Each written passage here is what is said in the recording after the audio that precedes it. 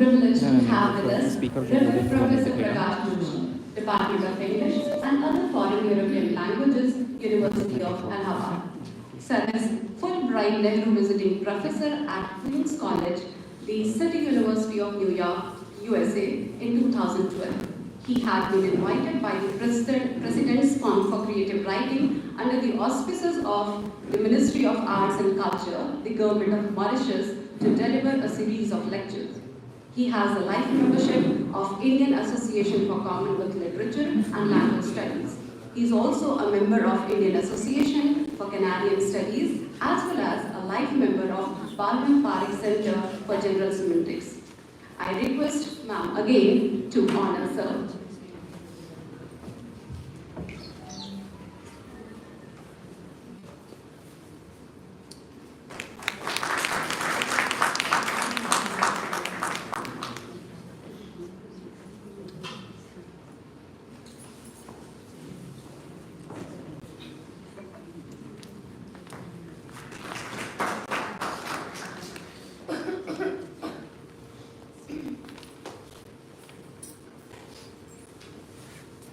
We are also grateful by the gracious presence of Dr. Jai Singh sir, Associate Professor, Department of English, FU, Hyderabad. Sir had research stay at Central European University, Hungary for 1 month under Indo-Hungarian Educational Exchange Program in 2011. He also had research stay at University of Turku, Finland for 3 months under Indo-Finnish Faculty Exchange Program funded by UGC India and CIMO Finland in 2014. Sir has received AISU Italy Fellowship in the field of Digital Humanities and ETCL Canada Fellowship in 2019. He works in the field of Indology, Orientalism, Gender Studies, Digital Humanities and Postmodernism. He is editor of the journals Quote Unquote, Literary Miscellany, Language Forum and Literaria, an international journal of communication. He is also part of editorial board of the Contour of Review Board of the Post-Colonial Text of Asian Journal of Humanities and Social Sciences. He has his publications in Cambridge Scholars, Routledge Published Books, and in the Scopus listed journals of international repute. He is also a member of research panel at Nankula Centenary College, Royal University of Bhutan since 2020. He is also associated with Literary Association of Nepal. I request you, ma'am, to honor sir.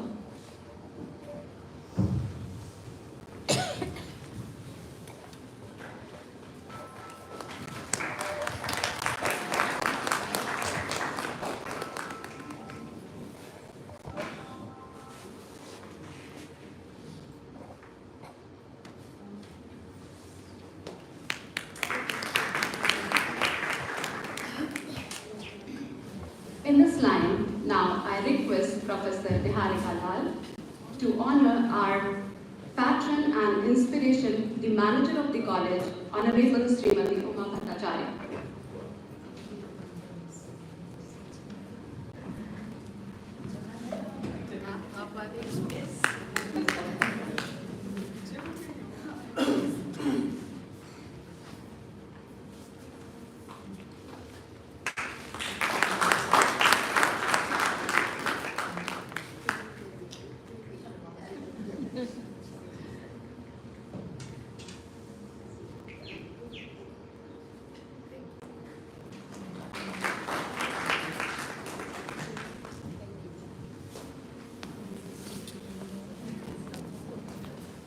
Now I request Dr. Poornima to honor our respected principal, Professor Rachna Srivastava, who guided us throughout for organizing this event.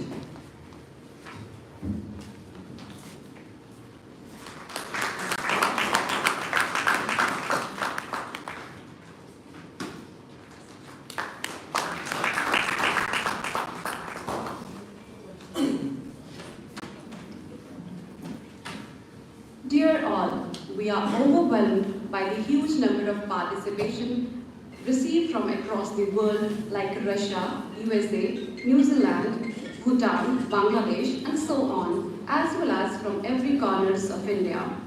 This definitely adds to our responsibility of making this seminar fruitful, and that requires best wishes from all of you. We would also like to seek words of good wishes from our manager, Srimati Uma Bhattacharya. So I request ma'am to deliver the felicitation address. I thought I'd be called the last so that I can pick up from people and can speak on the subject, but I don't know. Very yes.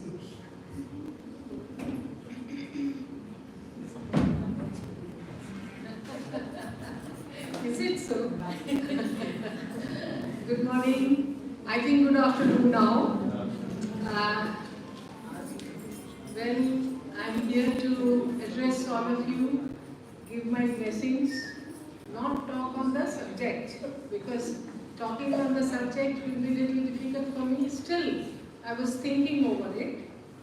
So now the topic, where firstly let me, welcome all the guests which we are having here on the dais, and also those who are present here. I welcome all of you to this international seminar, which has been organized under the blessings of ICSSR. So the topic on which we are going to deliberate today and also tomorrow is myth, history and its essence in culture. I was just thinking, what is this myth?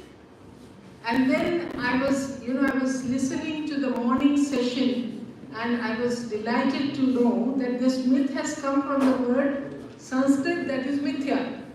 But the mithya is not what we think is mithya. I thought that it will be more apt to say that this myth is very much akin to the symbol. Like symbol, we have the symbol of flag which represents India or any other country. So this symbol is very, it is a symbol showing some country or some place, but actually it is not so. Similarly, myth is also like that, number one. Number two, what I was thinking about myth is sort of, blueprint. When something is produced, we have to have some kind of blueprint of it. So myth gives, it produces the literature. Myth is the, it is the mother. It gives inspiration to the writers, to the thinkers, to the philosophers to produce something which has not come as yet. So I think myth plays a very important role in the creation or in the imagination of history and also its essence in the culture. What I feel that myth is something which is always somewhere in the existence. It is always somewhere in our mind, somewhere in our imagination. Because it is the myth which produces the creation, history, and you can see in the essence of culture, the myth always stays. So it is a very important subject on which we are going to deliberate, I am sure. In fact, as I was saying that after I thought I listened to the other speakers, but this is what I thought in the morning, and I am happy that I thought over it. So it is, we are going to have a very deep discussions and deliberations on this subject, and we are all going to get benefited of this. So I give my good wishes and my heartfelt welcome to all those who have come here to participate and enlighten us on this very, very deep subject. So thank you so much.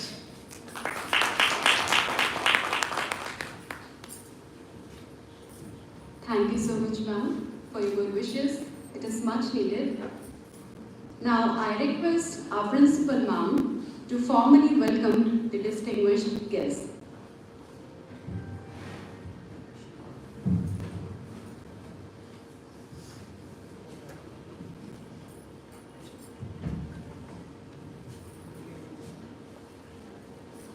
Good afternoon, everyone, and welcome to all the guests who are in this hall. And we all know that today was a very auspicious day, and we watched the ceremony which was held at Ayodhya. We watched it together, and we really enjoyed that. And in fact, Purnima is blessed to have organized this seminar on this day because I feel that Sri Ram is also a myth, history, and a part of our culture. So somehow it so happened that these two seminar and the opening ceremony of the temple, they coincided with each other. We have known Ram as a myth. We always thought that Ram was a Maryada Purushottam. He set a benchmark for the society, and he told us through his life as to how society should be, how a king should work. Like we talk about Ram Rajya. Then we didn't know how much of it is a symbol, how much of it is a fact, but gradually we see that this myth is like turning into history, fact, and of course it has always been part of our culture. We have always greeted each other with Jai Shri Ram. We have always blessed newlyweds, Sita Ram की तरह जोड़ी. इस तरह की बातें हम लोगों ने की है. So on this very apt topic, this two-day international seminar has been organized and the same has been sponsored by ICSSR. We are very grateful to ICSSR for sponsoring, for financing this seminar. Today we have Professor Prakash Joshi from Allahabad, Department of English with us. We have Professor Anita Singh, who is, I would say, DHU. We are part of DHU, so we always feel that we have a right over all the teachers who are working in the various departments. Then we have Professor Jai Singh, Professor Ratan Bhattacharya ji, and they will enlighten us regarding this topic. I am also grateful and we are in fact blessed to have Mrs. Uma Bhattacharya ji as manager of the college because she is always encouraging us, leading us and guiding us. So that is what an institution needs, guidance, and that too from someone who is herself so enlightened. I would only like to tell our guests about the college. Vasant Kanya Mahavidyalaya was established in 1954, and for the past 70 years we have been working in the field of educating girls, and the motto of the college is education as service, and the Theosophical Society in whose campus we are situated, which runs the college, follows the motto of there is no religion higher than truth. I feel that if we follow these two principles, education as service and there is no religion higher than truth, then we will certainly make ourselves a good citizen, a good person, and help our students become so. The college today has 14 subjects at undergraduate level and 11 subjects at postgraduate level. We have PhD students also. Currently we are having semester examinations, and so we have been lately a little bit busy.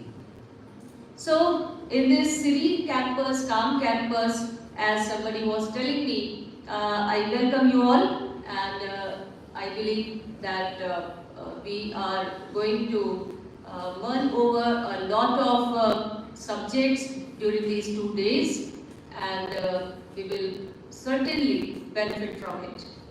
So once again, good afternoon to all of you, and welcome to all of you, all my colleagues who are sitting here, all other guests, Professor Lata Dubey, and everybody who has come to take part in this seminar. I welcome you, and I hope we will get to something after the seminar ends.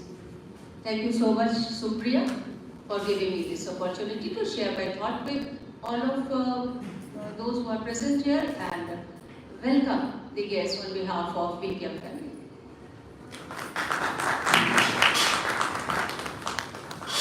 Thank you so much, ma'am.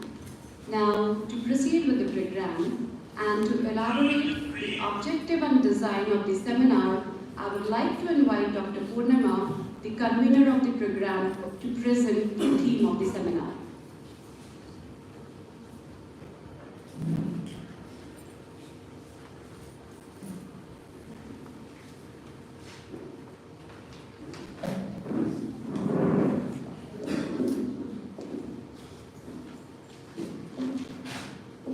History and culture are the trident on which we have decided to make this seminar move forward. And with the interdisciplinary and multidisciplinary approach, we have brought together so many departments together with politics, sociology, dialectics of a movement. It's moving forward. So this ICSSR sponsored seminar on myth, history and culture is about from where do we get the term mythology. It is not a thing of the past. Most of the time when we think about mythology, we think that it is somewhere in the distant past. But it is something that seeps into the present and becomes a part of us. And that's why we have the modern myths, the retelling of myths from different vantage points, from different perspectives. So when Ramanujan is talking about multiple Ramayanas, so there are so many versions of it, and in some versions you will have Ravana as the hero. One story can be told from so many points of view, from Sita's perspective. When we go to Mahabharata, the same story can be narrated from Draupadi's perspective. So every person has their own point. If we talk about Ram, we talk about Shabri. So for subaltern myths also, we have space for every myth, and which myth we want to dwell in, which part we want to dwell in, we will try to take our archetypes, our motives from that part, and then it will be a part of our shared collective consciousness, and those symbols, those beliefs, those grand narratives will represent itself in all parts of our life and culture and values and belief system. If we believe in rebirth, everything that we will do will make us think, okay, after, if I'm born in the second time, what will happen to me? My karma will stay with me. So we think about that. If we think about life as ending on a particular day, we'll think about it as judgmental. So the stories that have stayed with us in folk tradition, in oral tradition, in all forms of tradition, it takes the part of the shared cultural history. And now when we see history from the point of view of her story and the story of the subalterns and marginalized, there is also a point where we are rewriting history. We are rewriting history through the shared consciousness and stories that have prevailed from the stories of Northeast, from the down south of India and all across the world. We are finding similarities and differences between Greek myths and Indian myths. So there are so many things that brings us all cultures together, and there are also some basic differences with which we can understand the perspective of people whom we consider as other, but who are not other, who are part of us. So when we understand their stories, their culture, then we can form sympathy, empathy, and we can relate to it. So this seminar is about that, and we have got wonderful papers which have explained the psychological, social, and political, and all kinds of dimensions that are related to myth, history, and culture. So, not taking much of your time, I would like to hand over the mic to Dr. Supriya.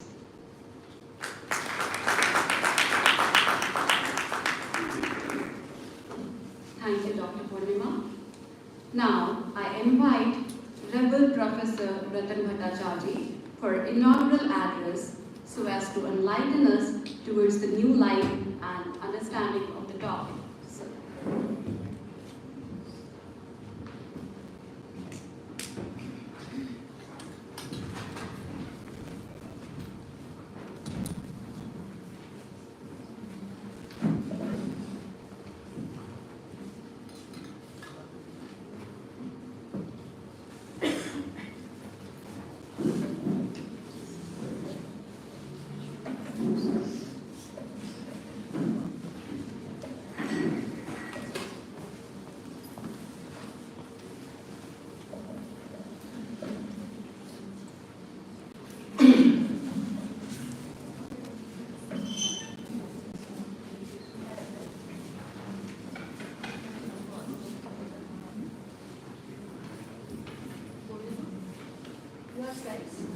Yeah.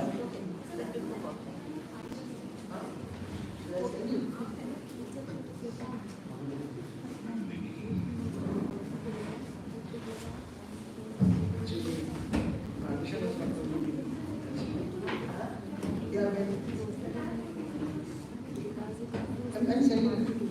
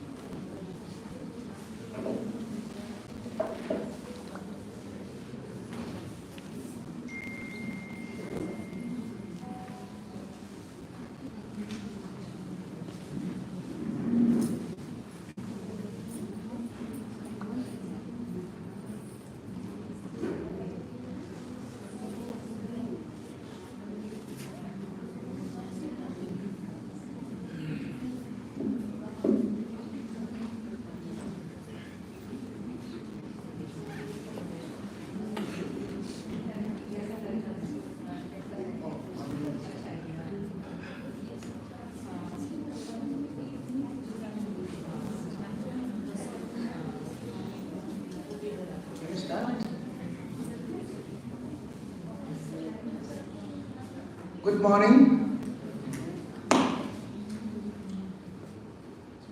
Honored to share the dais with so many luminaries, Dr. Amita Singh ji, Dr. Prakash Joshi ji, Dr. Joy Singh ji, Dr. Uma Bhattacharya, Principal Dr. Rachana Srivastav, Dr. Nihar Kalal, and Dr. Lata Dubey ji, and all the esteemed academicians from different parts of the country and abroad. And I especially thank Dr. Purnima Singh, who was almost a kind of inspirational young generation academician for me.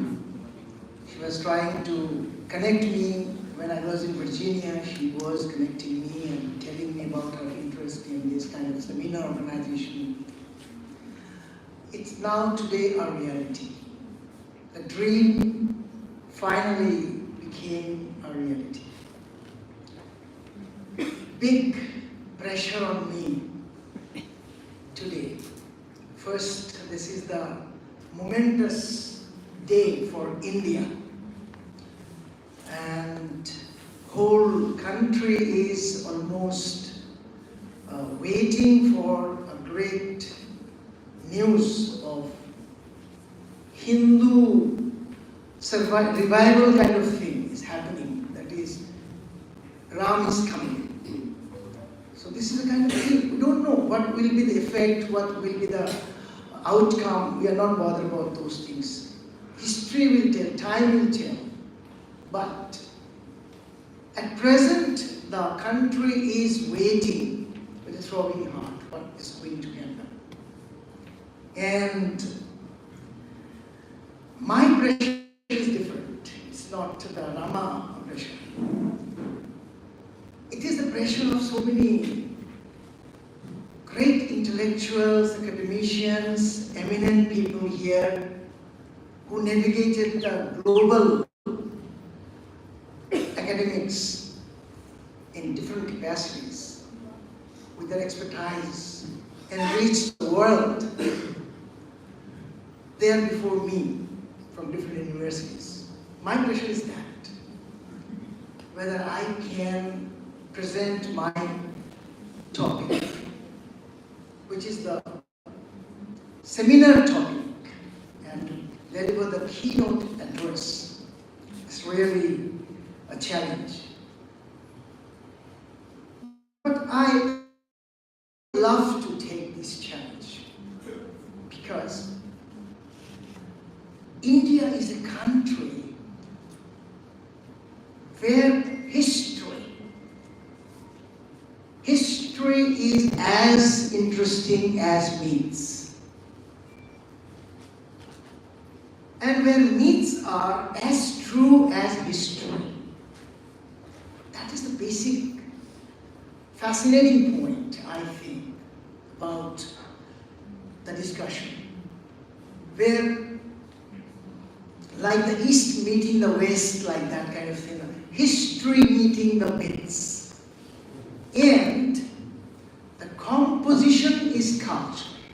The culture is the outcome of this historicizing myths and mythologizing history, and a gradual process is creating a culture that is evolutionary, not static, not somewhere stopped. Because, there's a very interesting point happened. Rabindranath Tagore, as I belong to Bengal, basically. So, I must remember what Tagore said about this history in his book, Bharater Itihas,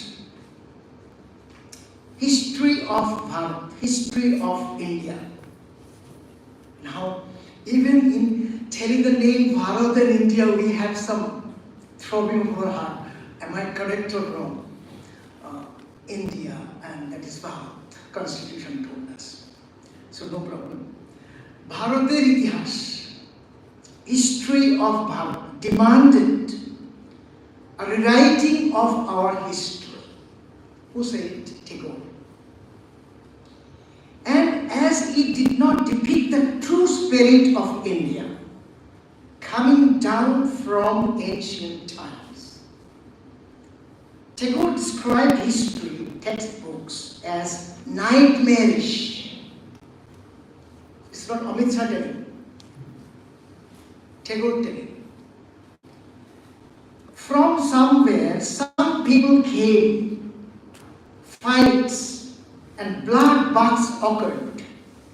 And when one group somehow left, another came. Pathan, Mughal, Portuguese, French, British, and occupied the entire space of Indian history. Tagore told, and quote. Because for Tagore, Muhammad Ghori to Aurangzeb, all were foreign rulers. While during the regimes, the real India was manifested in Kabir, Nanak, Chaitanya, Tukharam, and he was minimalist. Explaining it further, he wrote, and quote, it was not there, existed only Delhi and Agra. Then there were also Kashi. Tagore was like that. Then there was also Kashi and Navadvip. I am standing here in Kashi today, after so many years that Tagore wrote it. And 2020, Amit Shah went to Kolkata to revive some historical building, heritage building. And he told,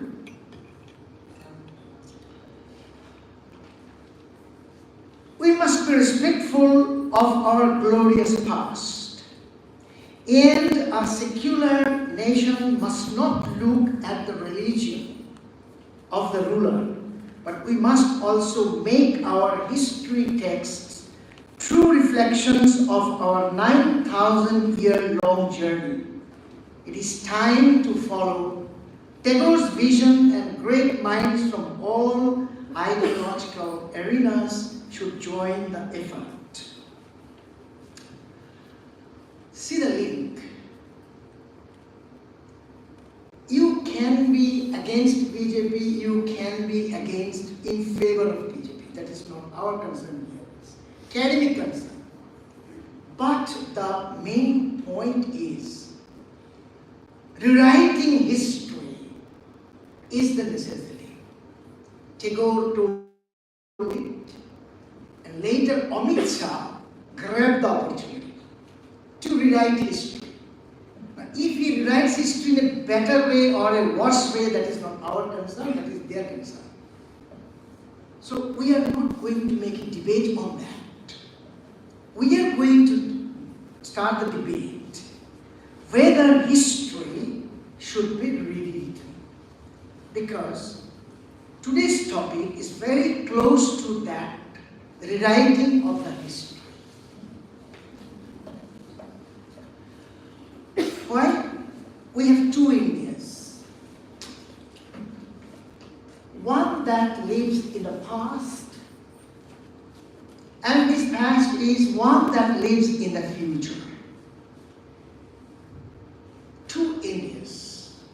One, I've put the picture of Ram Janambhoomi, the latest India, today's India, because the Prime Minister already started this India from today. And that moment we are organizing this seminar. I don't know how coincidentally the same date came on this seminar day. I think Basant Kanna Mohammed deserves a praise for that. They don't know that this thing will happen suddenly on 22nd, so that we are organizing a seminar on that. I think they did not plan it, but history occurs. History happens like this. And we have two Indias, one that lives in the past and one that lives in the future. And our present is fleeting. And this is how we are transferring ourselves, we are transforming ourselves from history to myth and from myth to history. If you go to USA, they will show one tree, 10 years old tree, growing. They will say, it's an ancient tree, old tree, same thing. Everyone will go to see that tree. It's 10-year-old tree, 40 years old tree. People will go for a museum kind of thing. In India, trees are hundreds of years. Even some trees are there thousands of years. Banyan tree in Shibpur, Botanical Garden.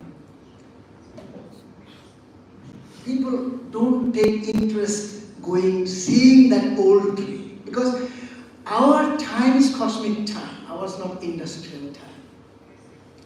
When we say seminar will start at 12, then I go to take bath at 12 because I think that it will start at 1.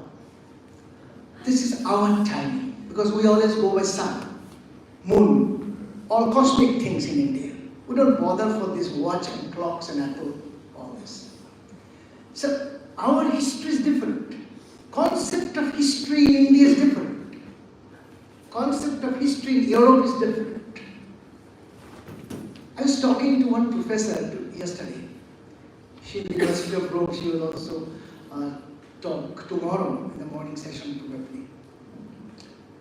So she was telling me that I will speak on history and me, but point is our concept of European concept of history and Indian concept of history different. Our history is almost like myth. Because all mythical figures are historical here. And we sometimes make historical figures myths. If you take Bhagat Singh, for example, if you take Netaji Subhas, if you take some other revolutionary figures, even Mahatma Gandhi ji, not Ji, Mahatma Gandhi. We make them demigod kind of thing. Today we are having respect for Lord Rama. We are having respect for Gandhi. Many people cannot differentiate the difference in them, because he is also demigod, he is also demigod. Every day on the money you are getting the picture of Mahatma Gandhi. And somebody is saying that no, we'll change the picture because he is becoming a demigod. So we'll pick some other picture on the money, on the rupee. So this kind of change in attitude should be taken into consideration. But myths, next slide. Myth is an important part of the human psyche that allowed it to find order and meaning in the world. Therefore, myths were not only used for teaching cultural values, that also to create a structure in society. Structure of society is to be made through the myths. So, social aspect. And society is real. So you cannot say myths are unreal, myths are totally imagination. And myth fulfills in primitive culture an indispensable function.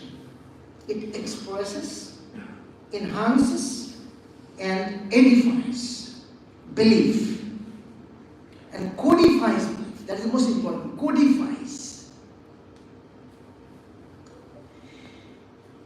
It safeguards and enforces morality.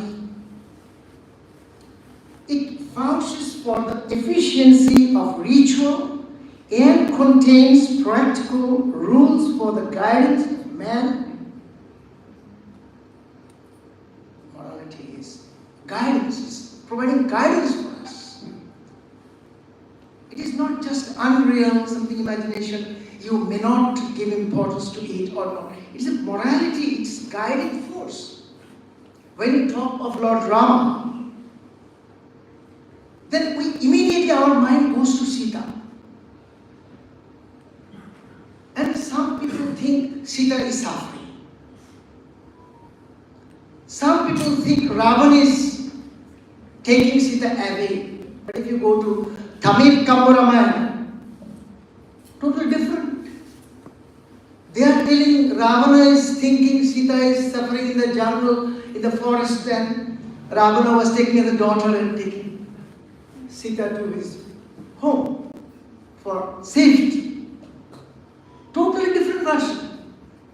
So how many Ramas are there? In West Bengal, now people are suddenly becoming very much aware of Rama, telling that there is overmuch politicalization of Rama. Because one political party is trying to give hype of Rama. If you think very carefully, those who are talking in favor of Rama are doing politics. Those who are talking against Rama, they are also doing politics. This is the majority politics, this is the minority politics. Politics is there. You cannot say I am not doing politics. And they can go so low in going to criticize this Rama mythology. There is one hoarding I saw near Choromi, near Esplanade. One 3x Ram bottle is there, and beside that there is the Rama mythology, Rama picture. How much low you can go to get the vote banks? I am not BJP, I am not TMC, I am not Congress. But when I see this picture, what will be my reaction as an Indian? S. Wazir Ali was a writer of Bangladesh, East Pakistan. He was writing one essay. He came to India, someplace, and he was watching one shopkeeper. And he saw that the grandfather, when he came earlier, 20 years earlier, he saw the grandfather was reading the Ramayana to his son. Now the grandfather died. After 20 years, he again came to that place. He saw, now the grandfather is not there.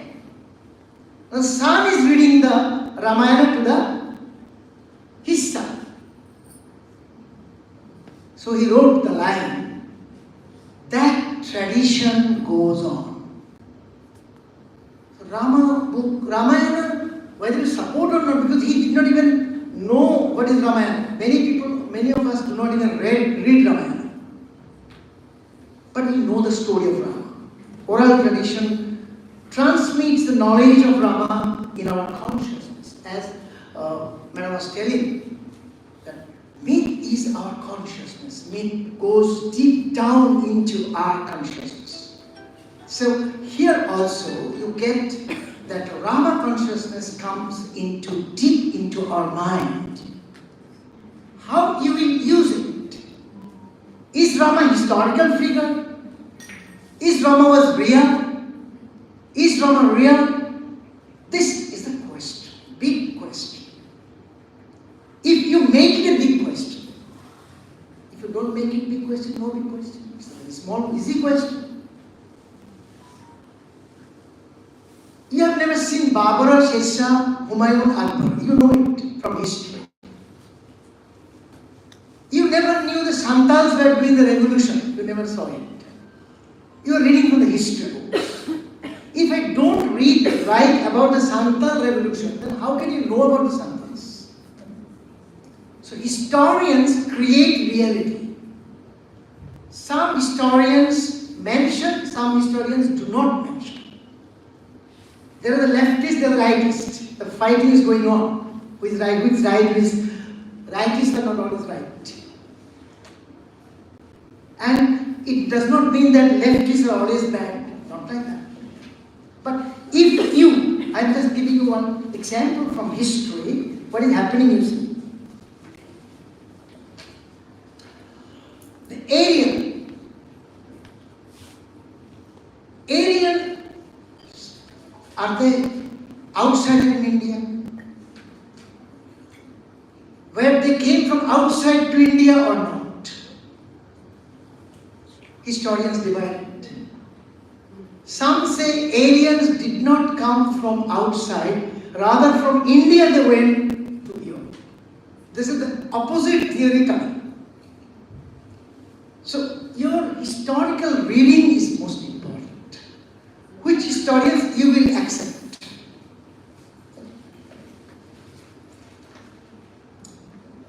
Let us first see what are the major new discoveries for Indian history that are being promoted by official agencies. In a recent memoir of the Geological Society of India, the Vedic Saraswati Bangalore 1999, funded by a host of official agencies, we have the claim that humankind evolved and diffused from the upper Saraswati region. That is northern Haryana. The late B.S. Wakankar had nothing to go on for this assertion except the discovery in British times or fossil time in the Shiva lakes.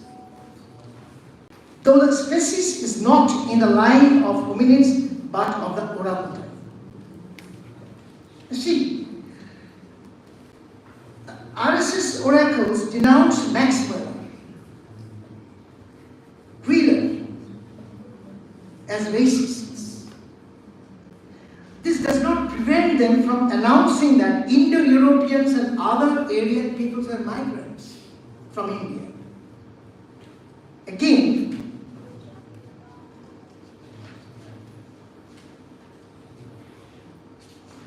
NCERT committee, they are drafting a model school syllabus on history, and preeminent is in its discourse is the image of Muslims as foreigners, destructive, barbarians, and immoral degenerates. For abusive assaults, they have proceeded to provide a considerable amount of literature to elaborate this perception. K.S. Lal, in the NCER committee, drafted the model school syllabus on this line. The temple destruction orgies by Muslims are, of course, a major component of the RSS's view of medieval India. The campaign for the destruction of Babri Masjid generated a large amount of literature to which Arun Shori currently tried to contribute something. And he says religious intolerance is always to be condemned. And country's history has to be rewritten because it describes a slave mentality of colonial oppressors.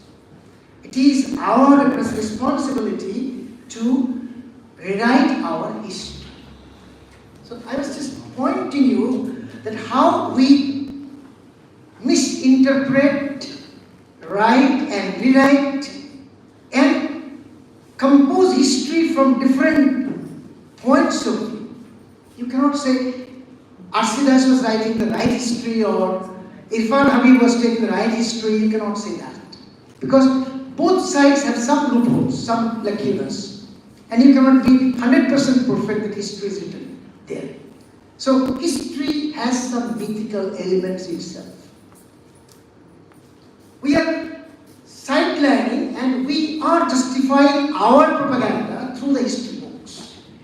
If you read the history of Russian supporters, communist history, those who are left liberals, left radicals, history will be different. Same incident will be interpreted differently. For example, communal riots,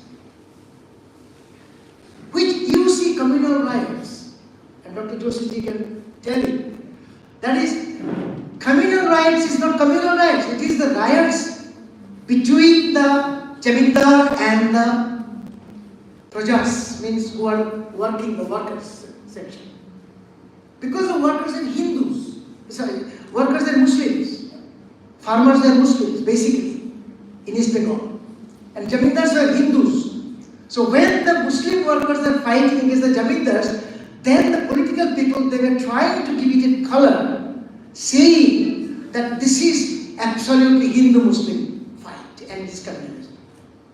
So finally, this is another version given by one leftist historian. And he's very renowned historian. If one of than others, they were trying to campaign this explain communal riots through their life.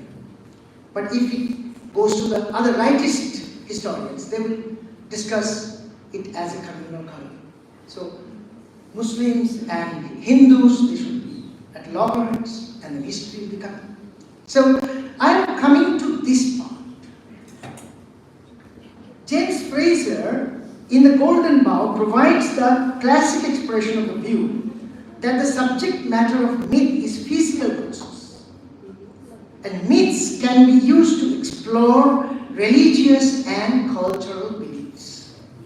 Next slide. The focus in the deliberation on rereading of myth will obviously is on the importance of myths in different cultures and the three types of myths that dominate our history and culture, and thus on the society, namely historical myths, etiological myths, and psychological myths. Many myths are instructive and act as a guide to social norms, taking on cultural taboos such as incest, fratricide, and greed. Myths are also progressive in the arts and advertising for a very few simple reasons. From film to cars to perfume, advertising, we use visual mediums to speak to us. Next slide. The Valmiki Ramayana alone is enough. Valmiki Ramayana is alone enough to show the mythologizing history and historicizing myth. Why? Lord Rama, considered by many Hindus to be based on an historical figure, is perhaps the most virtuous hero. And from Hindu mythology, he, along with his wife Sita, are a picture of purity and marital devotion. History is primarily based on proof and records, whilst mythology is based totally on stories, folklores, and legends. But when the scholars honestly provide proofs, the word honestly is in quote, honestly provide proofs to that, then mythology changes its connotation. Myth was an important part of the human psyche that allowed it to find order and meaning in the world. Therefore, myths were not only used for teaching cultural values, but also to create, as I told, to create a structure in a society. This is why, while many are elated, many are apprehensive of the Ram Rajya. Ram Rajya has some different connotations. Land of happiness, land of absolute perfection, equality, democracy, all this. But we don't know whether it was there in Ram Rajya. And the moment you speak of Ram Rajya, the Muslims are very much apprehensive of it. That why should we live in Ram Rajya? Why not Rohit Rajya? So, this is also interpreted and misinterpreted.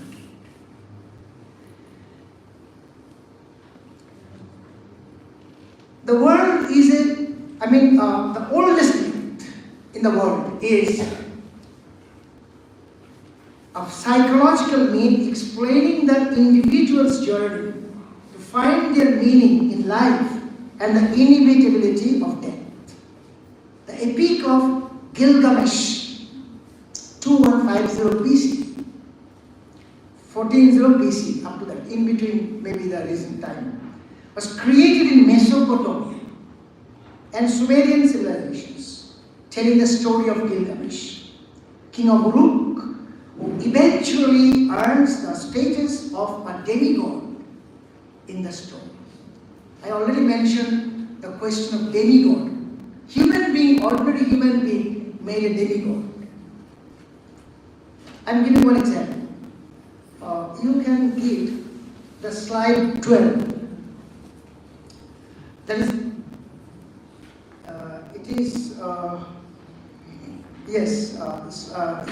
euhemerism examples. You go to that slide, euhemerism examples.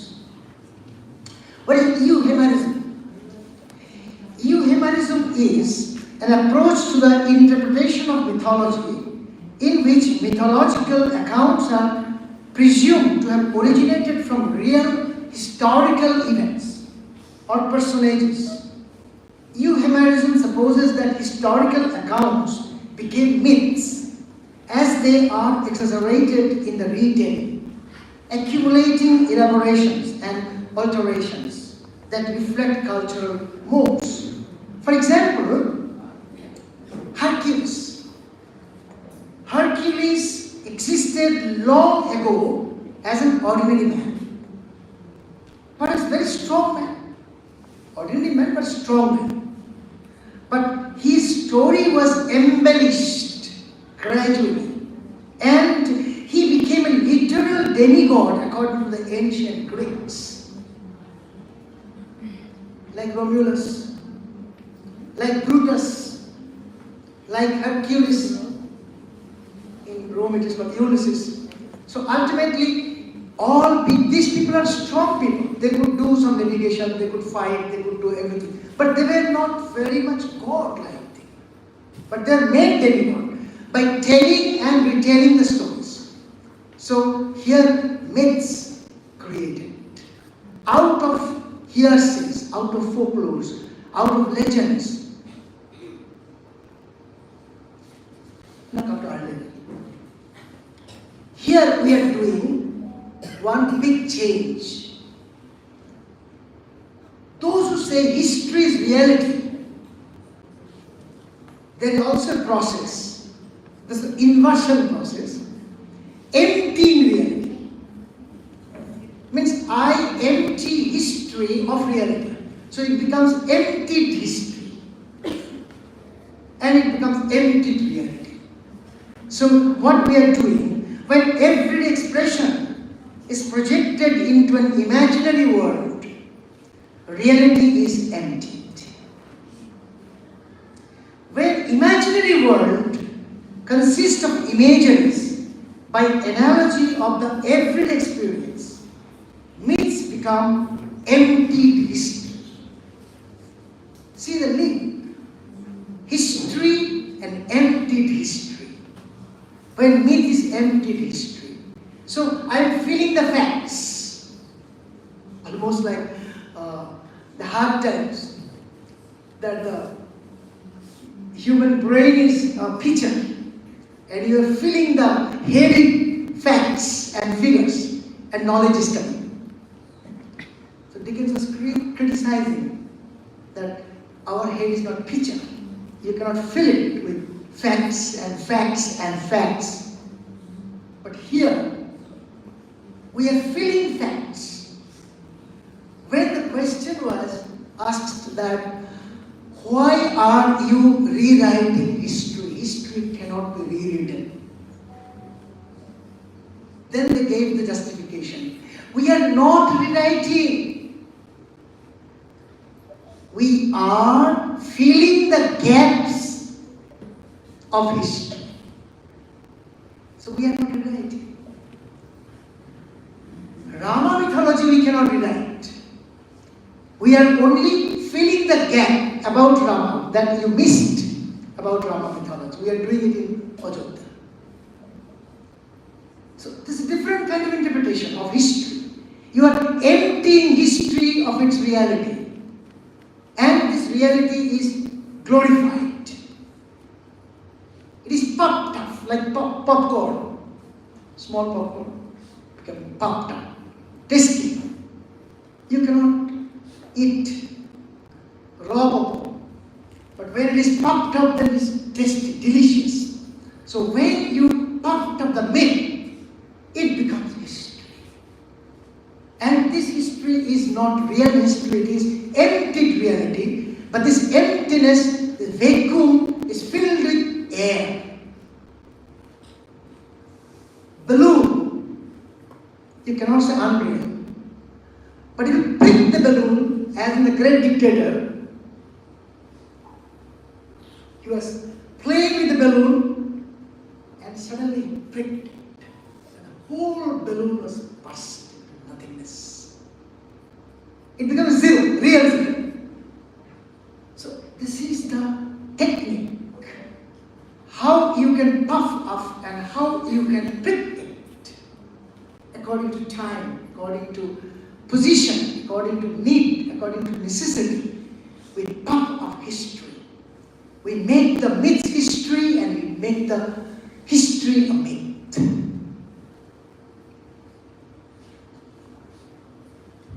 Rulabath. I think what is happening now? We are countering Rulabath. What Rulabath was telling. Empty reality in the mythology relates to Bhatt's statement. The function of myth, Rulabath was trying to explain. The function of myth is an empty reality. It is literally a ceaseless flowing out. An hemorrhage. You don't see the hemorrhage. Suppose I am hit, my head is hit. Nothing, no blood outside. I die. Because the hemorrhage is internal hemorrhage is happening. Sometimes this happens. Ceaseless flow of the facts and the reality goes out. Perhaps an evaporation, sometimes like vaporizing. So Bhatt is beautifully describing how reality is evaporated, how reality is having a hemorrhage. In short, a perceptible absence. You can see the absence. There is a phrase called conspicuous by his absence. Suppose Dr. Punyavas is not here. Not here. Here you are conspicuous by your absence. You are there. So this is called conspicuous by absence. Now history is in that hand, not this hand. Who is making that? Who told Purnima Singh to go there? That's the main important thing. Why she went there? Why she did not sit here? So why I wrote the history now? Why on 22nd January Ram has to come back to Ajodhya? That's the question. Why he did not come earlier? What stopped him coming from? And after 6 months he may be forgotten. We don't know. We are not criticizing anyone. But these are the basic questions coming to our mind. Why this hemorrhage? Yes, I will stop. I took 1 minute for coming, 2 minutes for this adjusting, so I need 3-4 minutes. Rollabar, we are countering. Interestingly, the mythology, there are all the elements of the varied myths. First, it is historical. Secondly, it is etiological. Thirdly, it is psychological. And sometimes it is political. El Dorado myth, in spite of its historicity, it belongs to the golden age. We all have dreamlands, never land of imagination. We think that age, people are all happy. I see some old people sitting on the railway station. Nothing to do at this age, what they will do. 85 age, 95 age, 3 times heart attack, 1 time coronary attack, 3 times kidney failure, all this happened. So what they will do? They are sitting on the platform of the station. If you tell them that this train is Vande Bharat, very good, running very good, they will tell, Arey 60 years ago, we saw the train, Darjeeling Mail. What a fantastic train! What good food they were giving. You people don't know anything. So you young generation, you don't know anything. You are not doing anything. What we did, you did not get. If you give them one banana, they will say, this is banana. Our time. So our time and their time. This is the attitude. This is the thing. Earlier time, golden age, good, very good, everything is good. Air was good, fish was good, meat was good, chicken was good, egg was good, everything. Now poultry, now poultry, now poultry. So this is the thing. Rolla Barthes defines the myth, and Barthes notes that truth is no guarantee. No, even no Modi guarantee also. Truth is no guarantee. In history, in myth, no guarantee. Nobody can give the guarantee in history and myth. I am coming because Purnima may come again with the sleep. 3 times is allowed. You come, I am leaving. So, historicity of Mahabharata is equally doubted, equally important. It has been written in the epic from time to time that Mahabharata is an itihas. Mahabharata is called history. What is not in Mahabharata, there is not in India. That is same. So what is not in Bharat, what is not in Mahabharata? Like this, Mahabharata and Bharat are almost same. History is same. Another said Mahabharata is Mahakabbo, Katha, means story. So history, his story. There is a story and there is his story, not my story, Baba. I am not doing anything. It is his story. So his or her story, I am not taking responsibility. So history is myth, myth is history. I am not taking responsibility. It comes down to us, we got it somehow. Suppose you got some money and you are trying to use it. It is not your money, then what do you tell? Oh Baba, I don't know who gave me the money. I saw that it was there and I just kept it in my pocket. That is the only thing. So this kind of thing happened. History is like that. We got it. Transmitted to us. Mahabharata as a work of fiction is solely due to its poetic nature, and Bharatvarsh is not today's Bharat.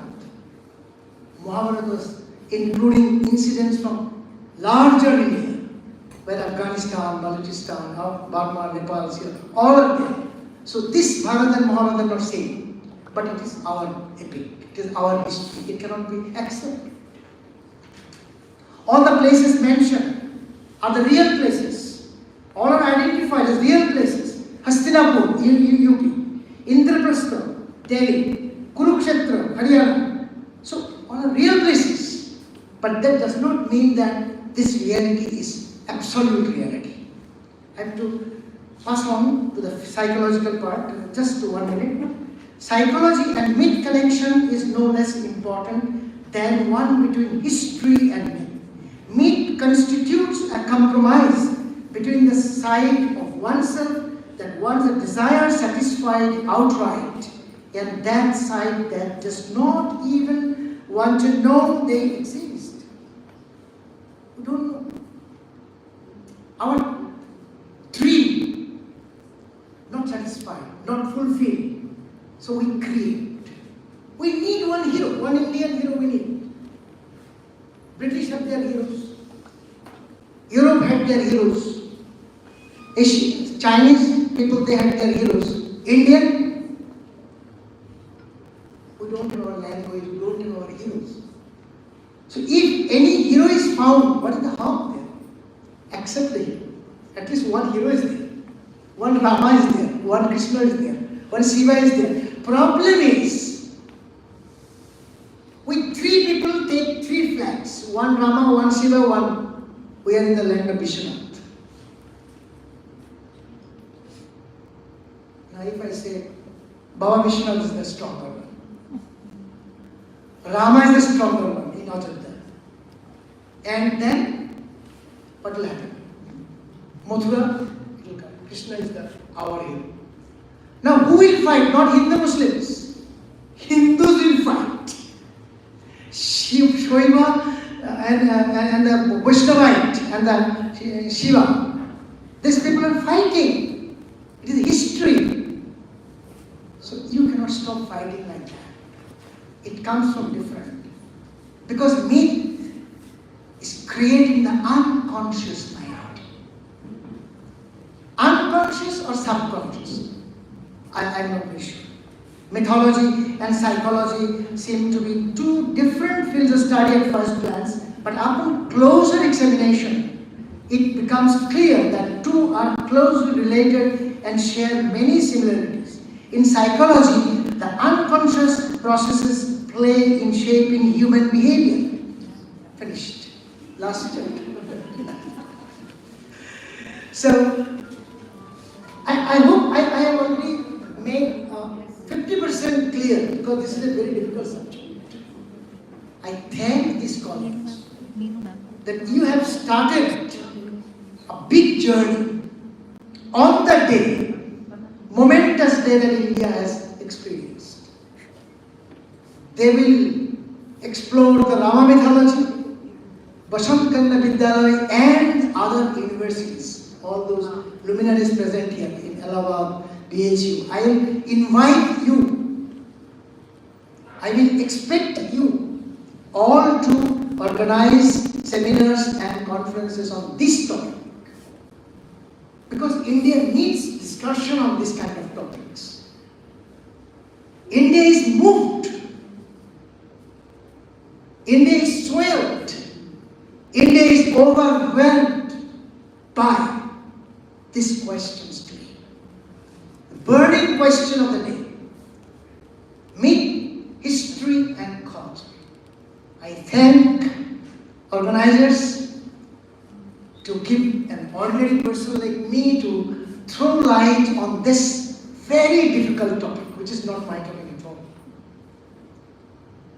But I adore this topic, I accept this topic, because I think that as an academician, at least we should think, we should muse on this topic.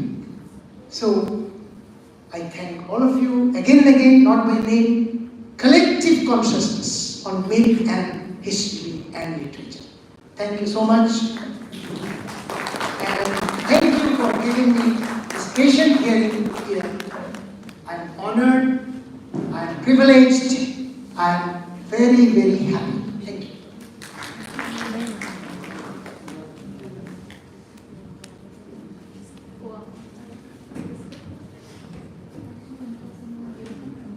Thank you so much, sir, for your enlightening deliberation that has definitely broadened our understanding on the gradual process of mythologizing history and historicizing myth. You reflected how myth and history are delicately intertwined and they came to us silently without any stamp of being true. Thank you so much, sir. Now I invite Professor Prakash Joshi to illumine us by delivering the keynote address. Sir.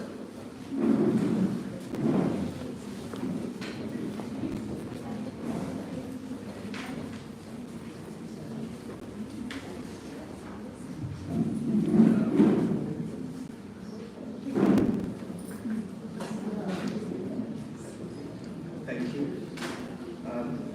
I didn't know I was to give the keynote address. It's a special lecture. Keynote is already has been done. Right. Anyway, so Omaji earlier was wanting to speak at the end, and now I'm worried that I have to speak after such a loaded and full of information and full of theory talk. And the time I have is, I think, around 30 minutes, 20 to 30 minutes, 30 minutes. I would try not to exceed 30 minutes.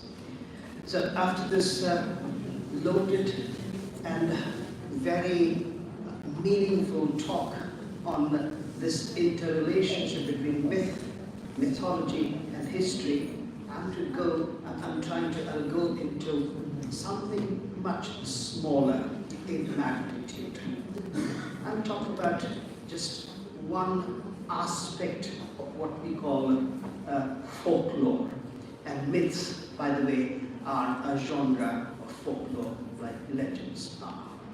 So, and then I come from a very special part of India, Kumaon. I was born there, and I grew up there in my childhood.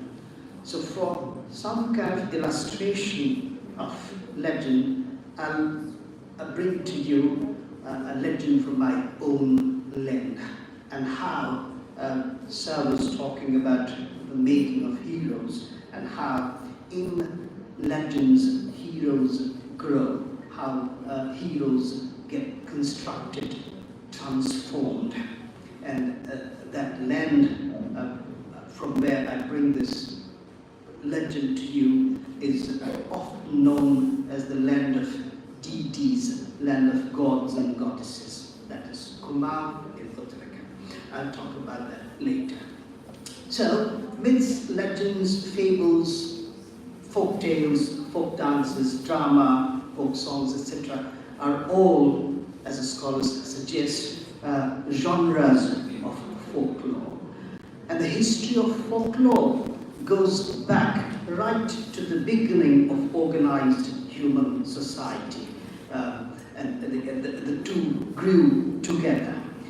But when it comes to folkloristics or folklore studies as an academic discipline, then we have the beginning somewhere in the middle of the 19th century. And there we have the word folklore being used for the first time, and that was the year 1846. And I'm quoting from Marion Cox, and what Marion Cox writes in the book, An Introduction to Folklore, is this. Mr. Toms, in 1846,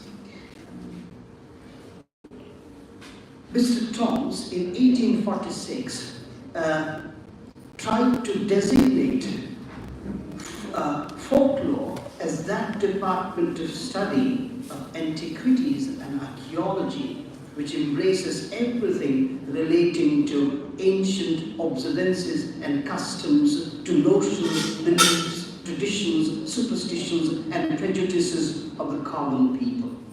So, it's such an enveloping field, folklore, as this first ever description or definition of folklore by Mr. William Toms explains to us. And by the way, that was the time when folklore, the term folklore was used with a hyphen between folk and lore. So, this is the first definition. Now, more than 150 years after that first definition of folklore by John Toms, in our own 21st century, when folkloristics or folklore studies are an established discipline and thriving discipline, this definition has only grown wider to cover much more. So let's look at another definition, a contemporary definition of folklore, of which myths and legends are a part. And this comes from Martha Sims and Martine Stevens. This is what they write in their book. The study of folklore touches upon every dimension of human experience and artistic expression. It has grown out of the study of literature, has roots in anthropology, and contains elements of psychology and society. In many ways, it is the study of culture. Is anything left out? Everything gets covered, enveloped in this definition. And therefore, trying to define folklore can be a daunting task, a difficult task, impossible tasks. The best way, therefore, is to see what folklore includes, what folklore studies can include, and that is what a seasoned folklorist or folklore scholar does. Alan Dundes, whoever has done anything in folklore, about folklore, has heard of Alan Dundes. So this is what he says in his very, very well-known book, The Study of Folklore. This is Alan Dundes, and I'm quoting from him. Folklore includes myths, legends, folktales, jokes, proverbs, riddles, taunts, charms, blessings, curses, oaths, insults, retorts, taunts, teases, toasts, tongues, twisters, and greetings and leave-taking formulas. It also includes folk costume, folk dance, folk drama, and mime, folk art, folk belief or superstition, folk medicine, folk instrumental music, folk songs, folk speech, folk similes, folk metaphors, and names, and so on and so forth. Nothing is left out. So that is, instead of defining folklore, like earlier scholars tried to do, Alan Dundes took the easier and probably a wiser way, and that was to talk about what folklore includes. So that was the list by Alan Dundes. Now the next question, before I come to the legend that I have to talk about, I'll talk about what folklore does. So, Bascom, that is this scholar William R. Bascom, he speaks of 4 functions of folklore. And by the way, these functions of folklore also apply to myth, because myth is, after all, a genre of folklore. So 4 functions. Function 1, Bascom says, is the function of revealing man's human frustrations and human attempts to escape in fantasy from repressions imposed upon him and them. So number 1, escape from the repressions and frustrations. Second function, Bascom says, is the function of validating culture and justifying its rituals to the people who practice those rituals. The second function here is largely, broadly speaking, validation of culture. And the third function is the function of educating, or the function of education, the role of education, the job, the task of educating in non-literate societies. That is the third, and the last and the fourth function, according to Bascom, of folklore, which includes myth, is maintaining conformity to the accepted patterns of behavior. So this is broadly a very quickly assembled theory part, and I come to that legend which I'm going to talk about, and it comes from Kumau. So legends, which are a part of a genre of folklore, they have some kind of distinction. They sometimes, generally, they appear to have a kind of timeless beginning. They exist in a state of timelessness. But sometimes they have the beginning, their beginning, at a point of time, at a point of historical time.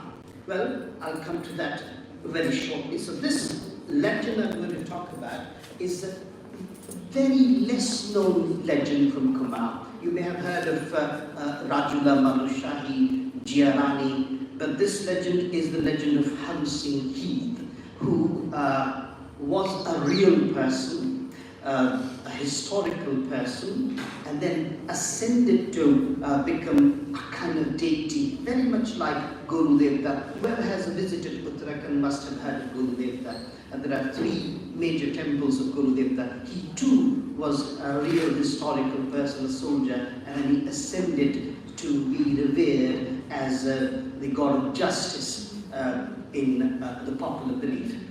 So, this Kumau, because we are talking of, we have myth also, the region of Kumau, historians, when they start talking about the region, the zone, the terrain of Kumau, the area of Kumau, they begin by talking about its mythological beginning, origin. The name of the place, they say, has a mythological origin. So that mythological origin goes like this. The talk of that mythological origin goes like this, that in the Manasa Khanda of Skanda Purana, there's this description of the churning of the ocean of milk. And when this milk churning was happening, the ocean churning was happening, the 2 tribes, 2 groups, the Devas and Rakshasas used Vasuki as the churning rope and Mount Mandara as the churning rod. So when they were churning, there was required a base, and for that base, Vishnu appeared in his avatar, very well known as Kurma Avatara, the 2nd avatar of Vishnu. Rama is said to be the 7th avatar of Vishnu. So on his back, solid back, Mount Mandara was a station, and then the churning happened. Kurma Avatara. And then they say that Kurma Avatara stood on Kurmachal, and then Kurmachal, the name over time became Kurmanchal and then Kumau. This is how they connect the name with mythology. So this is about this myth, but when it comes to the history of the place, well, there have been people living there from prehistoric times, and in the Almora district, Barichina region, recently, not very recently, but in 1968, they discovered the cave shelter, Lak Udyar cave shelter, they call it. So people lived there from prehistoric times too. So this, those who say that Aryans came and settled there, they are now challenged by these new discoveries. But anyway, let me come to this, this legend. It has a beginning in the year 1791, and that's the time when Kumau came under Gurkha Empire, became a part of Gurkha Empire that had its seat in Kathmandu, we all know that, and from 1790-91 to 1816, 1815, 16, Gurkhas ruled there. And their rule, was a rule of cruelty, barbarity, harassment and everything. So in this kind of situation, when the people of Kumaon and also of Garhwal were suffering the barbarity of the Gorkha rule, we think of Gorkhas in a different way. But by the way, this is what a Nepalese historian has recorded about their rule in these parts of Garhwal and Kumaon. So that was the time when heroes were needed. So I was talking about the need for heroes. So Gurudevta was a hero earlier, in an earlier situation. Haru Singh Heath becomes a hero now.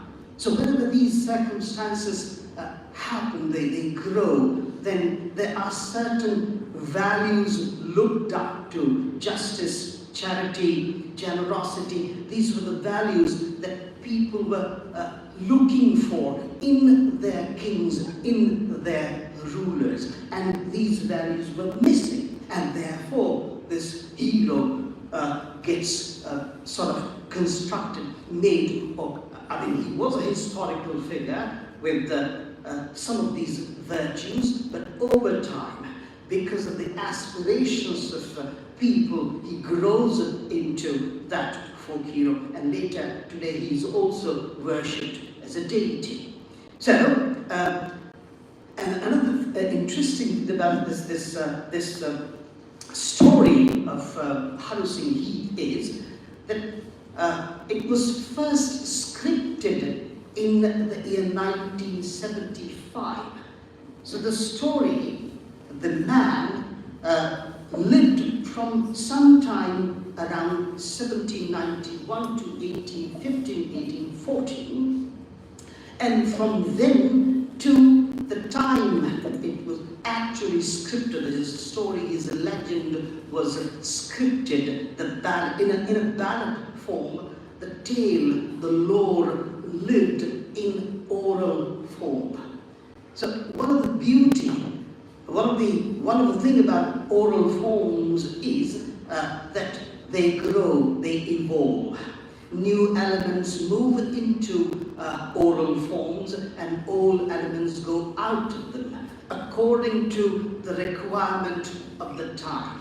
So for around 150 years, the story of Haru Singh Heath lived in the oral form. It remained in that oral form. Many elements coming in. So we can understand what we see in this ballad, which was scripted finally in the year 1975. That ballad celebrates the real Haru Singh Heath plus the aspirations of the people, the virtues aspired by the people in their rulers. So this is how the ballad begins. They develop the final shape version of Haru Singh Heath. And I'll speak now Kumaoni. I was born there, but I more or less lost my mother tongue.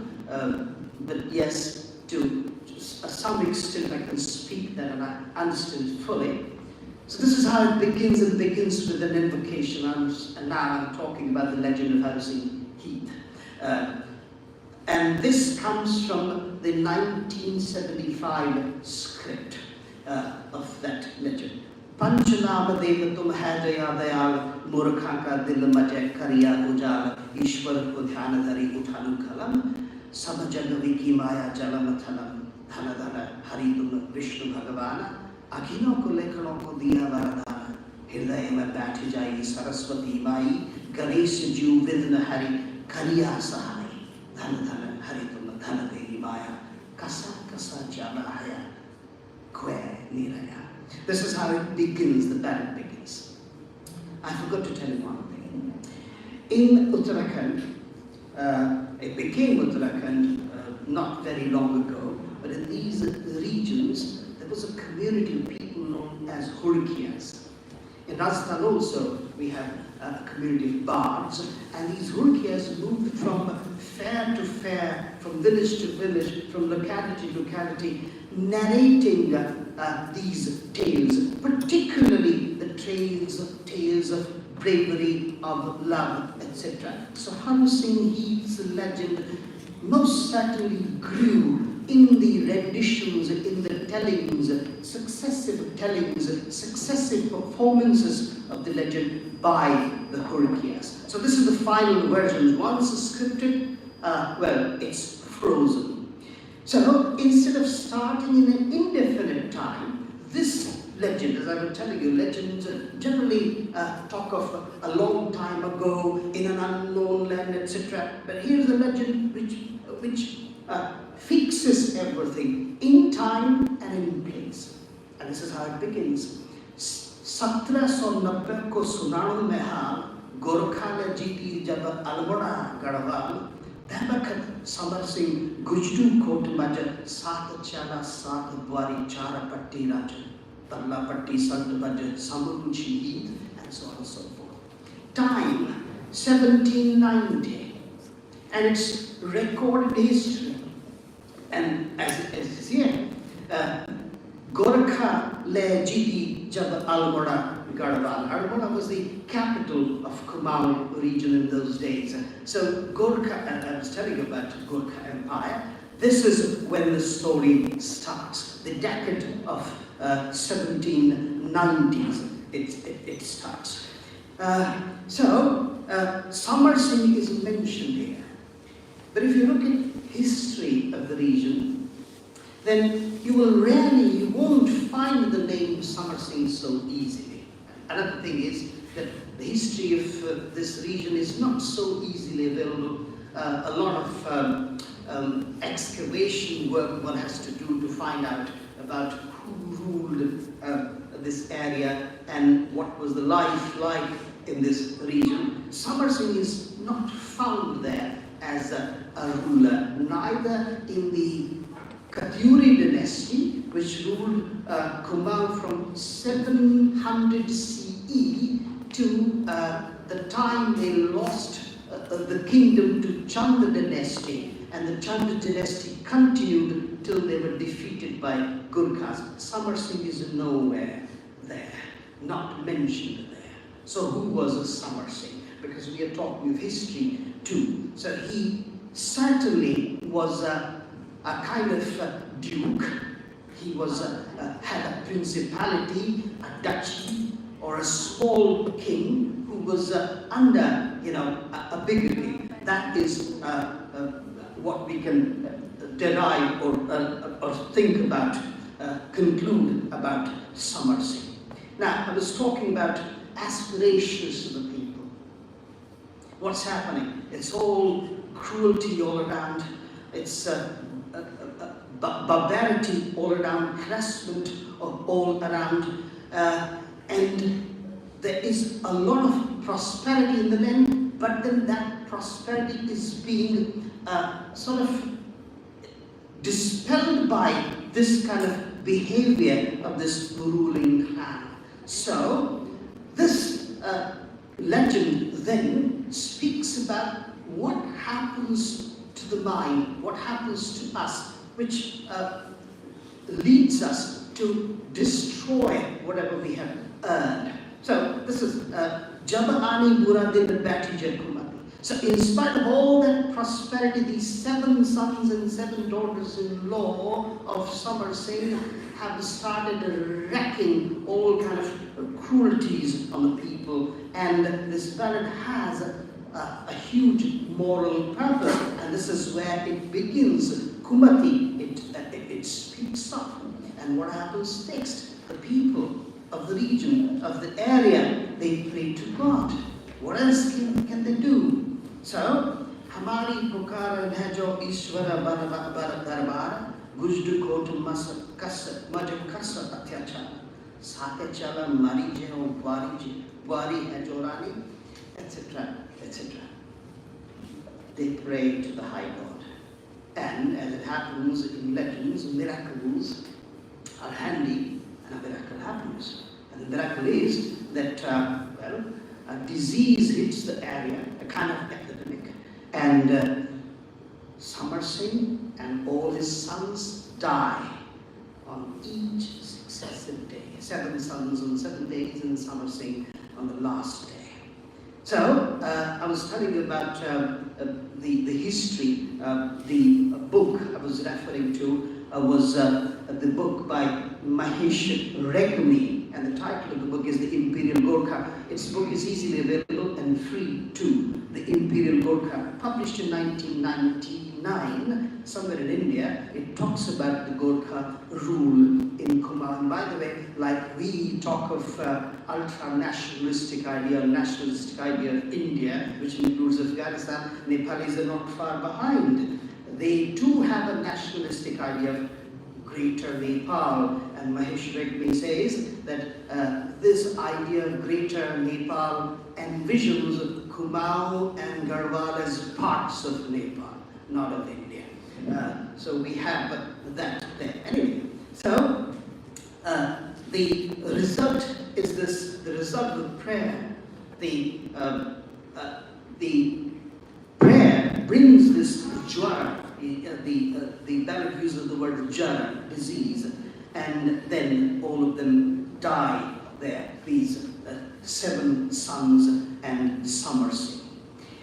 And where is Haru Singh?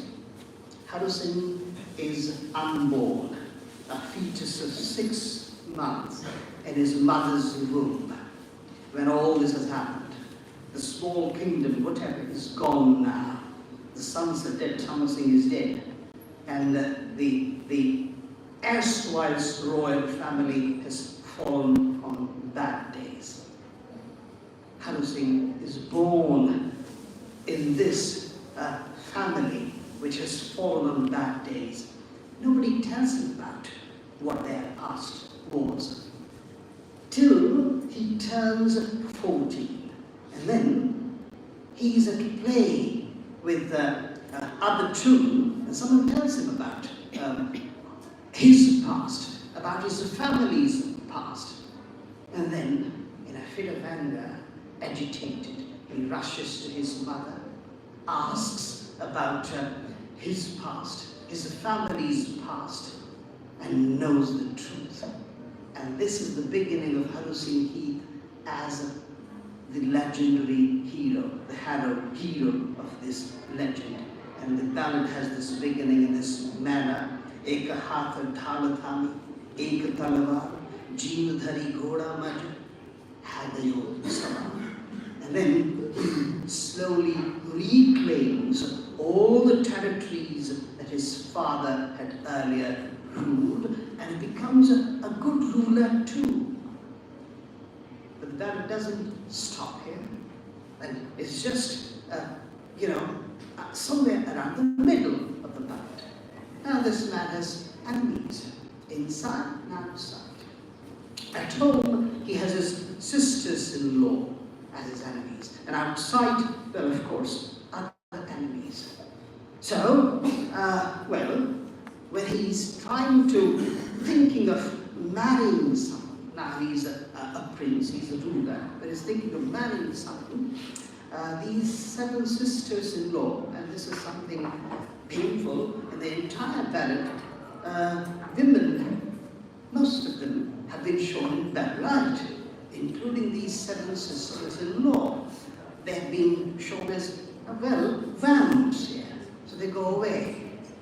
They go away, fearing that the bride, the queen of Haru Singh Heath, would make their life hell, or their life would be of secondary importance. So they go away, and Haru Singh Heath goes in search of them and is killed by his enemies. Another element of legend comes in here. When he revives, he comes back to life by a prayer. His mother makes a prayer to Golu Devata, who is a very well-known Devata in the region. And it goes on, Dukhiye Avajnege Goriya Kanam, Mheni Ledhara Jab Goriya Dhyana, Aankh Khula Haruaka, Hirdaya Me Gyana.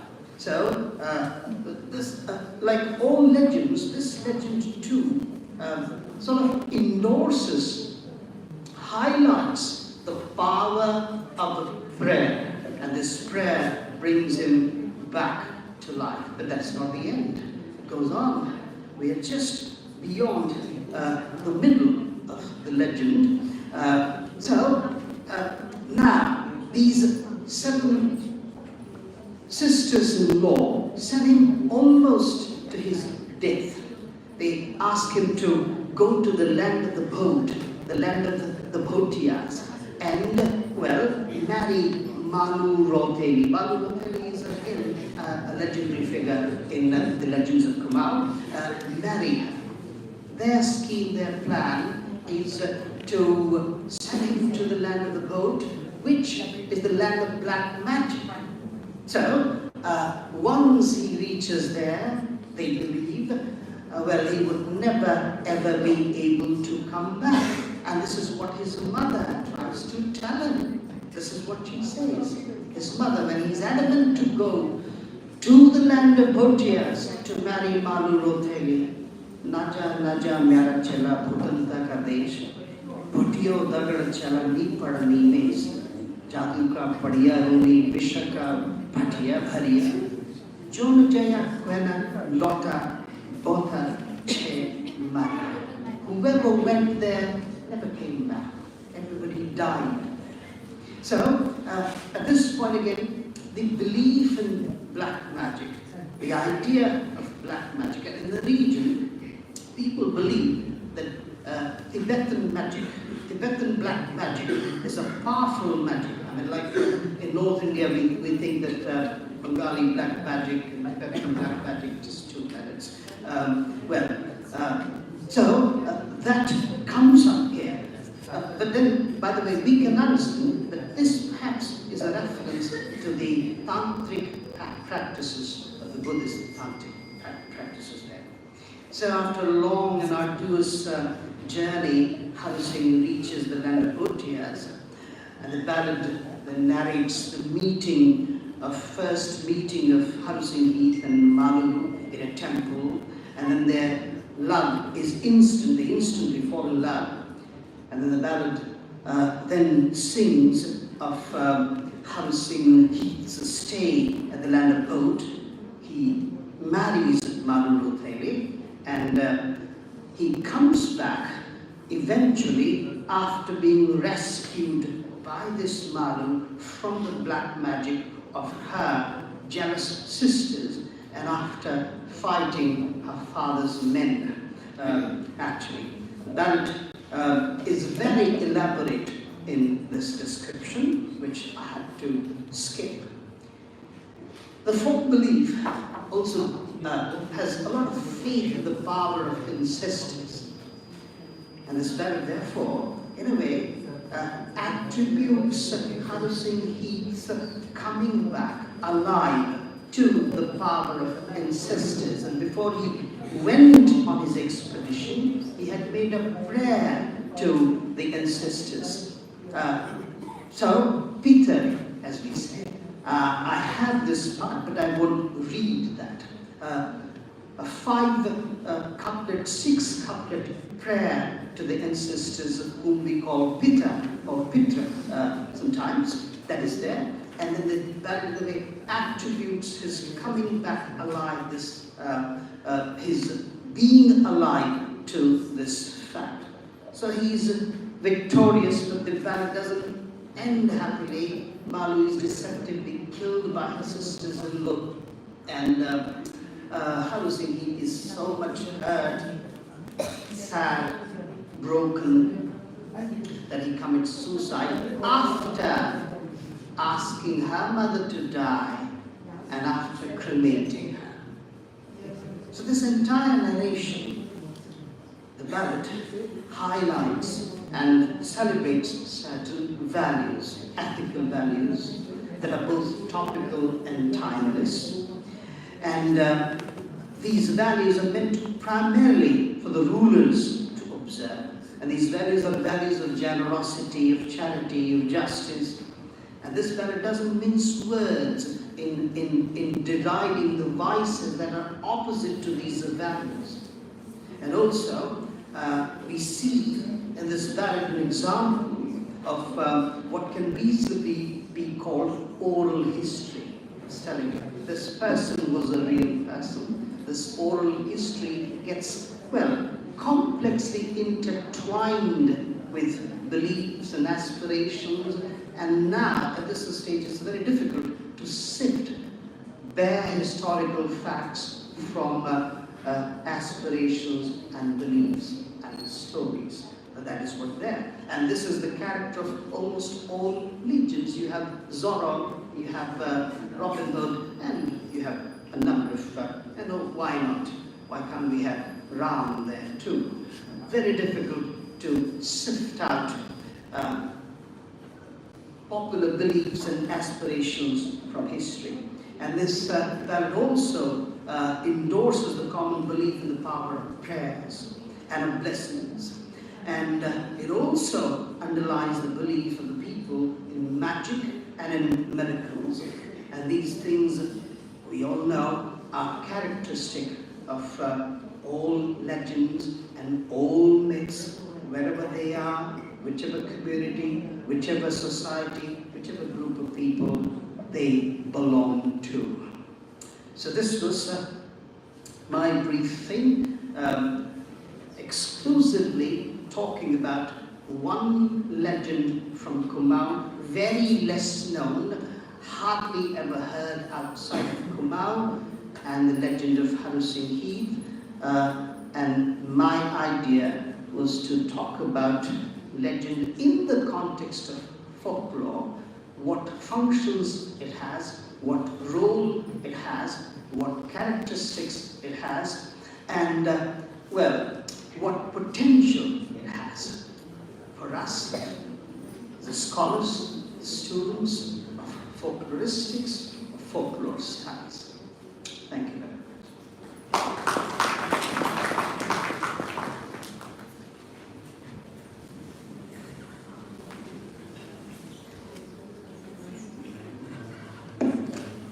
Thank you so much, sir. 13 experts, you have highlighted the role of folklore and its wide dimension. Dealing with its function, you emphasized how it validates culture in non-literate society. Giving instances of legends, you presented a new outlook before us. Thank you so much, sir, for your deliberation. Next, I would like to invite the guest of honor of today's program, Dr. Jai Singh, for his insightful deliberation. Sir, we will.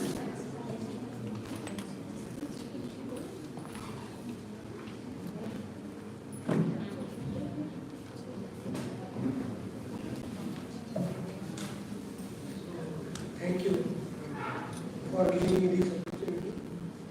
How much time I have, please? Ma'am, Purnima ma'am, how much time? How much time? 20. Okay, I will give time. From the president, who is presiding. Yes, that Yeah, so 20 minutes. So I will try to stick to 20 minutes. I 5. By 5:25 I will like to. So, dear friends, I would like to speak on Occident meets order. India in Western imagination. India and West has a quite old relationship, older than the presence of East India Company in India. However, the direct relationship between India and West started with the entry of East India Company, and it galvanized. And it became further complicated when East India Company established itself as the ruler of India.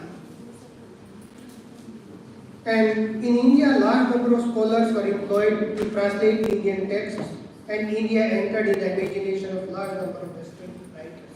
From this point of time, the first Governor General Warren Hastings patronized a group of young and well-educated company writers who increasingly devoted their energies to Sanskrit, believing that it held the key to the vast store of Indian knowledge. They established institutions specifically devoted to this purpose. These institutions were central in shaping and transmitting the increasingly organized body of knowledge produced during the first 3 decades of company Orientalism.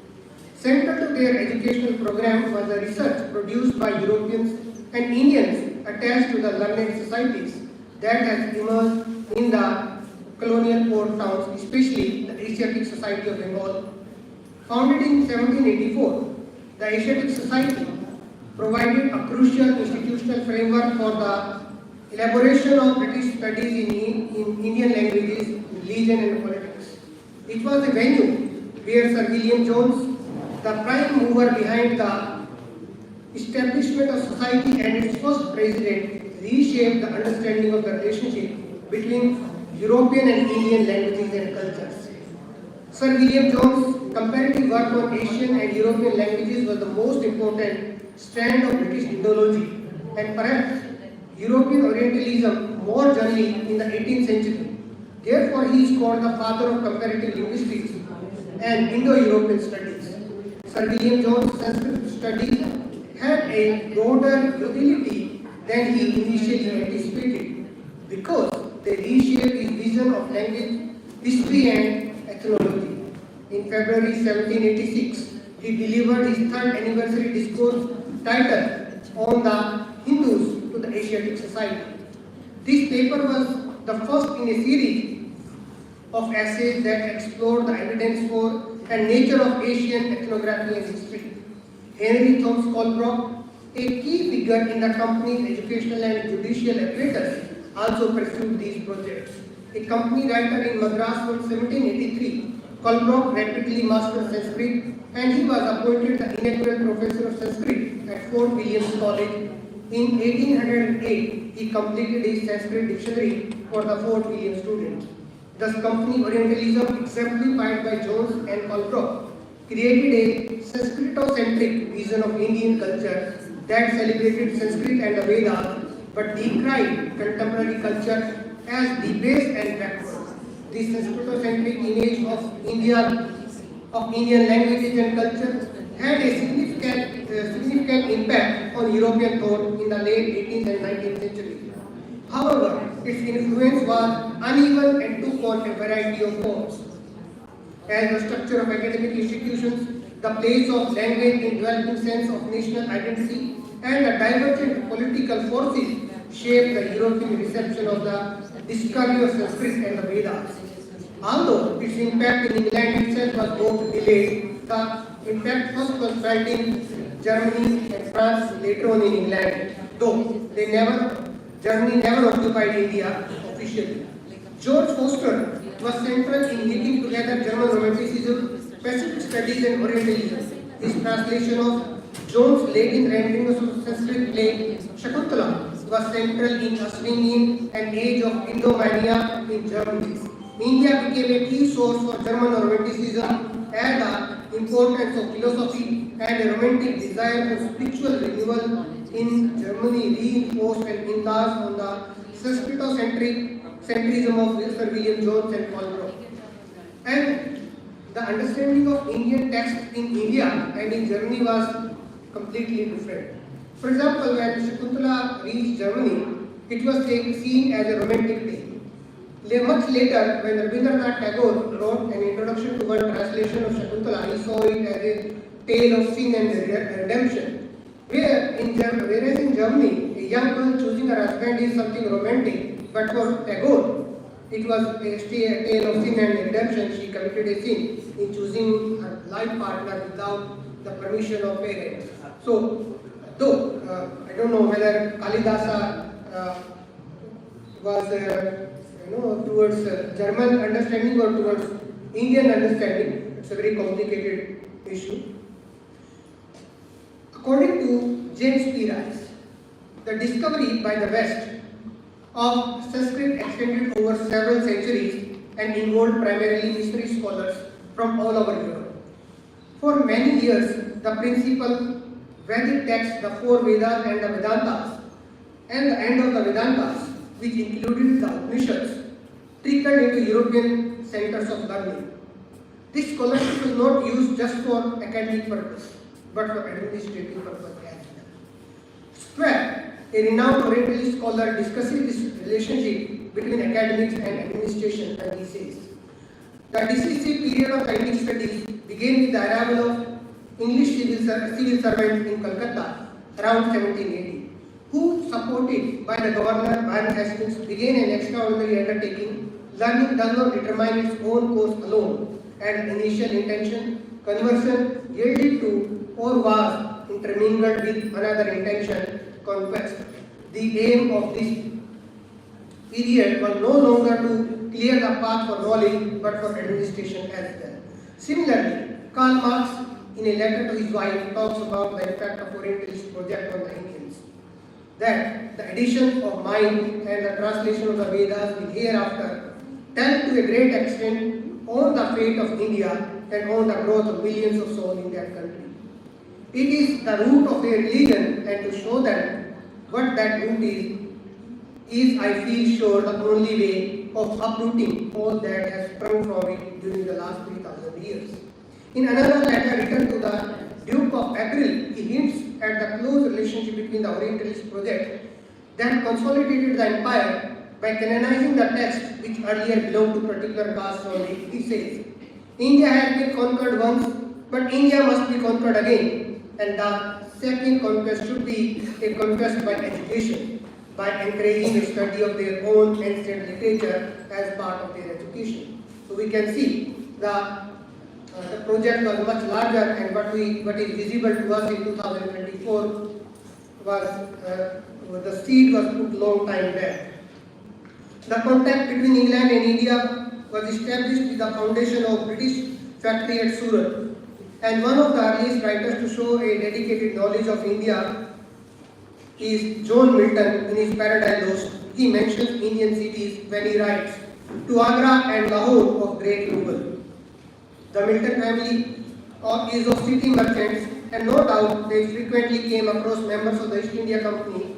There is reason to suppose that John Milton was a friend of William Method, the scholarly president of the Surat factory from 1633 to 1639. Long before Sir William Jones and all those people commenced on their work, Milton had obviously read contemporary travel books like Embassy of Sir Thomas Roe, the image of Saturn sitting on the throne in the second book of Paradise Lost, that describes Saturn in the following words: high on the throne of royal state, which far outshone the wealth or amorous of the inn, or where the gorgeous east with richest and showers on her kings barbaric pearls and gold. This image seems to be inspired by Sir Thomas Roe's narrative of his first audience with Emperor Jahangir, who is described as a high in the gallery with a canopy over him and a carpet before him set in great and marble state of the great Mughal. This is what Sir Thomas Roe writes. So John Milton's Paradise Lost has images taken from Indian visits. It was only after the discovery of Sanskrit by European scholars, almost 100 years after that, after this poem, means John Milton's Paradise Lost, by European scholars at the end of the 18th century, that India began to exercise a direct influence on European thought. Warren Hastings originally encouraged the English officials to take up the subject in order to get a clearer idea of the content of the Hindu law books. But this led to the opening of a new world. The first translation of the great Hindu philosophical poem, the Bhagavad Gita, was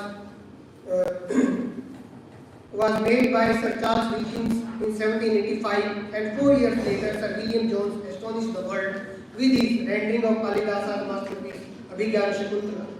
In 1802, Alexander Hamilton, an English civil servant who was detained on the way home for 3 years in Paris by the outbreak of war, passed his time by teaching Sanskrit to his fellow prisoners. Among his pupils was Frederick von Schlegel, who did for Sanskrit in Germany what Sir William Jones had done in England in his language and the wisdom of the Indians, 1808. He asserted the intellectual affinity of Europe and Asia. His brother, August Wilhelm, produced the translation of Ramayana in 1829-31. You may find some gaps in my paper because I'm skipping some areas, some parts. So forgive me for that. There is little doubt about the atheistic transcendentalism which formed the core of the philosophy of Carlyle, Coleridge, Wordsworth and Shelley in the Romantic age. Owes a great deal to Hindu influence indirectly imbibed through the medium of German. Professor R.M. Hammett traces T.B. Shelley's Oriental pantheism to Sir William Jones, whose fine homage to the Hindu deities once had a great way home. He shows in particular that Shelley's homage to intellectual beauty is directly inspired by Sir William Jones' homage to Narayana. And I will compare both, I will read both the poems, very brief, short portion. Spirits, this is the poem by Shelley.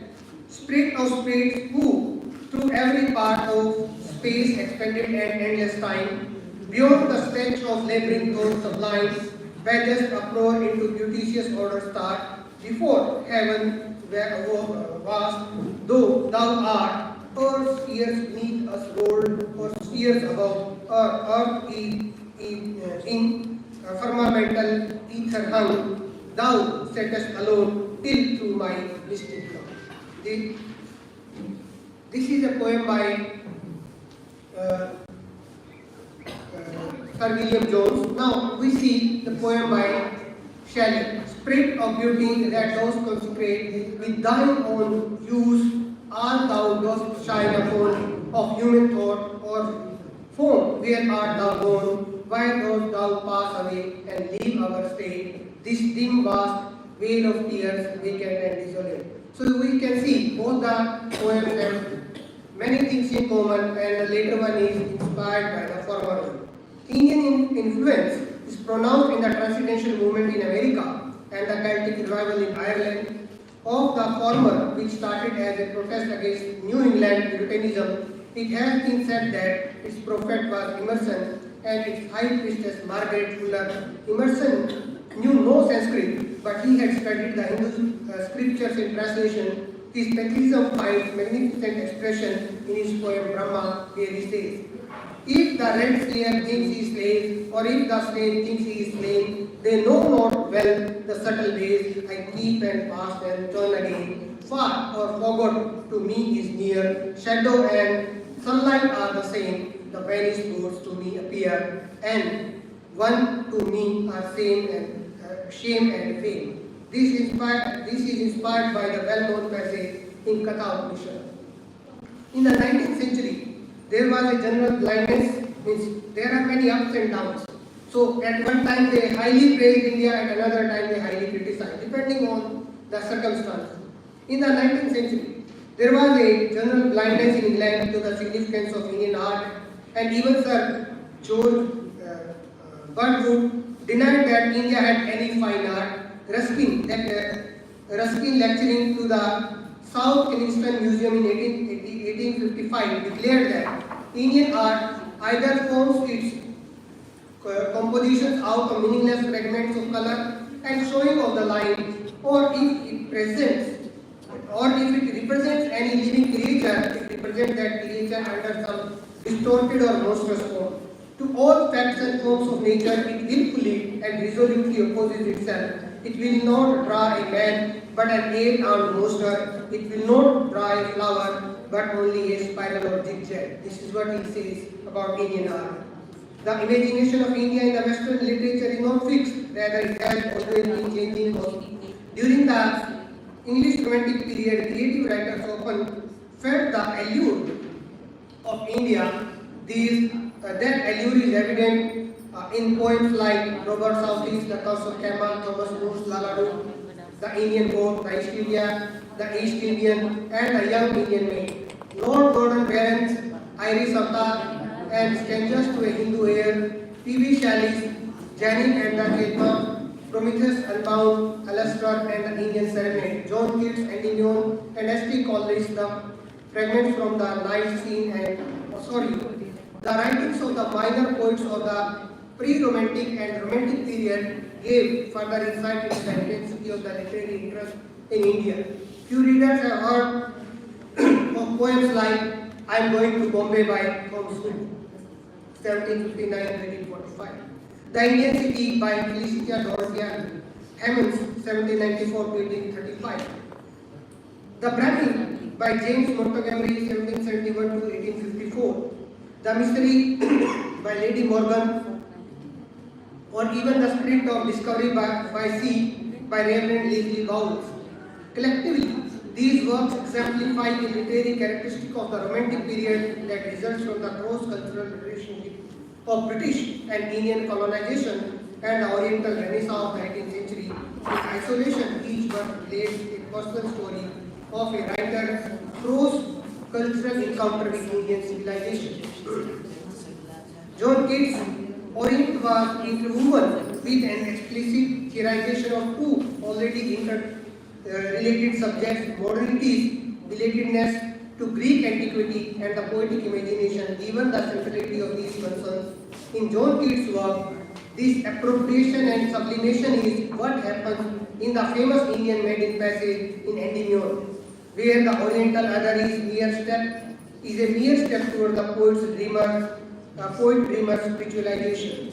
Endymion's sweet Indian, a guise that goddess Dinah Cynthia is seamlessly and uncritically woven into the poet's Greek mythology, while the workings of the poetic imagination, all myth is subsumed beneath Greek myth, and Greek myth is subsumed beneath the workings of dream.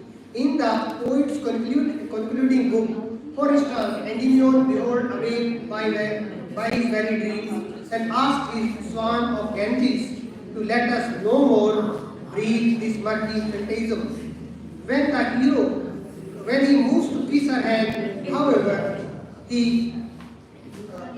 or kiss his own, he was alone, proof that even Endymion's choice of the human, non-divine maiden was still a projection of his own desires.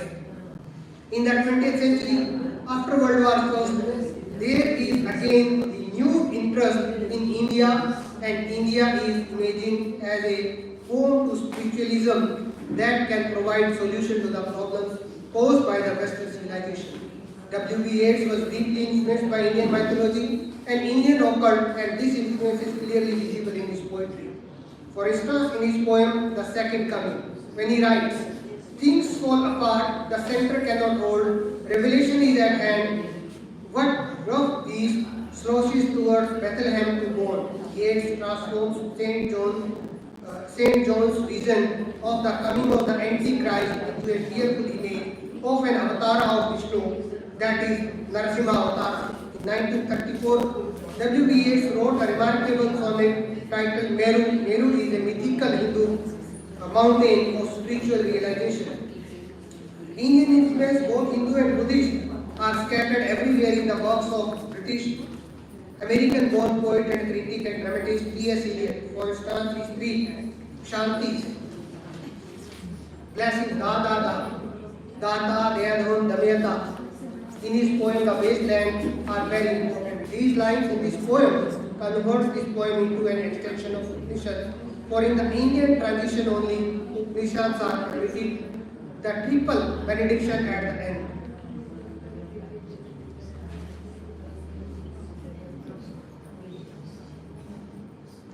So, almost my 25 minutes are also over. So, in conclusion, after looking at how West imagined India when they came close to each other, we can say that both India and West, they were influenced by each other. Both of them learned from each other. Whenever two civilizations or more than two civilizations come close to each other, they get a chance to learn from each other. They also get a chance to fight with each other. So, as a civilization, now the responsibility is on us whether we recognize the learning or whether we recognize the fighting. Thank you.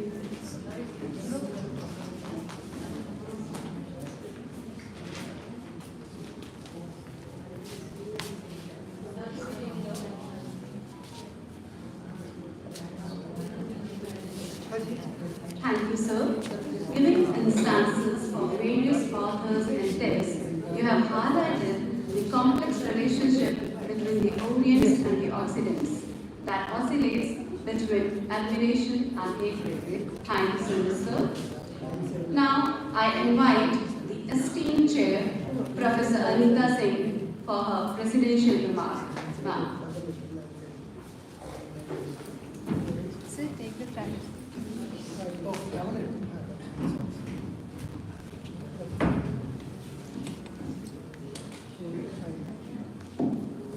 Good evening. I will begin with my regards to the manager of the college, the principal, the conveners, the organizing secretary, the faculty members of the English department, all the faculty members of the English department and other departments of the college, my own colleagues here, Rahul Chaturvedi I can see, oh he's somewhere there, yeah. So Lata has left, colleagues from Allahabad and other places, Dr. Ratan Bhattacharya, Jai Singh and others. It has been a long session, so I know we are all tired. So to basically come to a certain conclusion on all the three very eminent speakers who spoke this afternoon, there are two terms that are used in the conference, myth and history.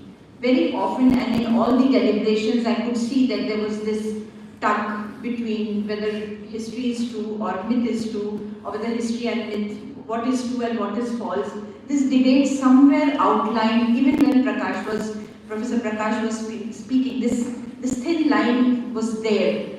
So we always think of these in antithetical terms, that they are two very different things and one cannot be entwined with the other. If we look at history, if we go beyond the speculative philosophical history of Aristotle and Plato and move to the 18th century Enlightenment period, where the desire was, or the ambition was to have a very scientific, objective, kind of a secular history, which recorded the true facts and so on. But very soon in late 19th century, this whole grand narrative of history as truth-telling somewhere dismantled, and there were so many people who were responsible for that, to start with Foucault and Schopenhauer, or the post-colonialist literature and theorist people are well aware of that. Science, Orientalism, talked of imaginative geographies, and so on. So we had the whole lot of, and somebody mentioned the subaltern studies collective group. They were also talking about the history that was not sufficient, and there was a history that was constantly being written from below and constantly should be seen from below, and so on and so forth. So we know that by late 19th century, 1980s onwards, the very corpus of history, or the domain of history we thought had a kind of a sanctity of truth, collapsed quite disastrously, and multiple histories and multiple narratives were accepted to be part of history. The new historicist approach, we talked about the textuality of history and historicity of the text, and asserted that any history needs to be supplemented with other facts, testimonies, stories, and so on and so forth. Literature became very important in that context. If you look at the other side of silence by Uroshi Butalia, where she talks about partition, she documents the personal stories, which are as important as the protocol history that we understand. So much so for history that we no longer really believe that history is something. It is a perspective. As I said, all the three speakers have emphasized, it is a perspective, it takes a perspective. And as Loswell mentions, who speaks for whom and for what effect? That is what history constitutes. And everyone has, I think somebody did mention about the British history, the British historians. J.S. Mill, in his book called The History of British India in 1817, as early as that, he wrote 3 volumes of this history of British India. One volume was the Hindu history, the other was the Muslim, and the third was the British history. Very voluminous, and interestingly, this person, this J.S. Mill, had never been to India. And he wrote 3 volumes of history on India. So one can get an idea of what kind of history was being written. And he was very judgmental about who these Indians are. what kind of a culture do they have, and so on. So much so for history. Now we come to myth. Myth is, as we all have said on off and on here, that it is fictitious, it is based on certain historic, certain imaginative events and so on. In 2017, the then chairperson of Indian Council of Historical Research, Professor Sudarshan Rao, if I'm not wrong, he said that Ramayana and Mahabharata are not mythological stories. They have historical veracity, and thereby he sparked a very age-old debate about whether myth is true or history is true, or whether myth and history are completely entangled, and it's very difficult to differentiate between the two. Now, I will clinch my argument by saying that we can look at mythology in three ways, in three C's. One is celebratory, the other is by critiquing it, and the third is as a cautionary tale. So I'll give an example of all these three approaches that we can, or we have been having with mythology. These are three approaches that we constantly engage with when we engage with mythology now. One is celebratory, as I said. So what we are doing now, Ram Mandir today, we are celebrating our history. Ram is there, the great divine ruler, who's the savior. He's the savior. I mean, while coming from Lanka to this Kamarsha, you realize the kind of faith that we all have in Ram. And so particularly here also I'm referring to the Ramlila performance. So the Ramlila performance became very rampant in mid-19th century when we were trying to push the Britishers away. So the entire narrative of Ramarajya, because we were told time and again that Indians are not fit for self-rule and only Britishers can rule us. Even Karl Marx went to the extent of telling us that, Britishers were good for us. They did a lot of good to us, they modernized us, they civilized us, we were very uncouth and barbarian. So this entire popularity of Ramnagar, living in Varanasi, and the entire geography of Varanasi is structured around the performative practice of Ramlila. So you have a Ramnagar, I live in Lanka, and so on. And if you go to Ramnagar, you have all the places that have names of places of Ramayana.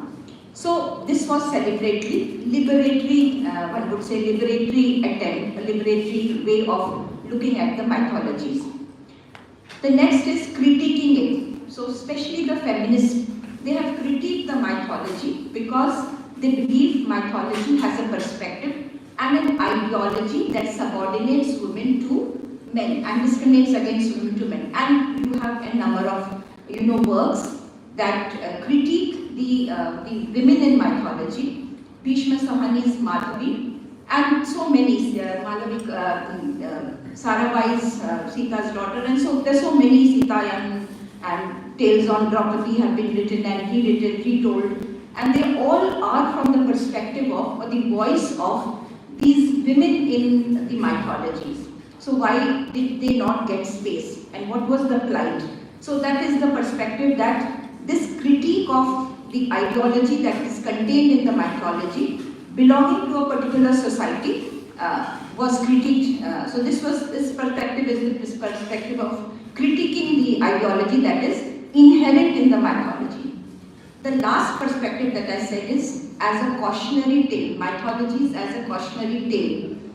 So if you, I don't know if anybody has seen the movie that is called Ex Machina. It's about an AI humanoid, and this person who creates this AI humanoid, and this AI humanoid actually overpowers the mankind, and we don't know what kind of a disaster is going to happen when this AI starts ruling over us. So we have all these kinds of dystopian movies on AI now being written. So this reminds us of the Prometheus mythology. So it is a kind of a signal, a warning that if we indulge too much or we meddle too much with nature, we might be stranded in a situation where we will not know how to control it. Blade Runner is one of the movies where there are replicants, and these replicants are all over the society, all over the place, and you are not able to distinguish who is the replicant and who is the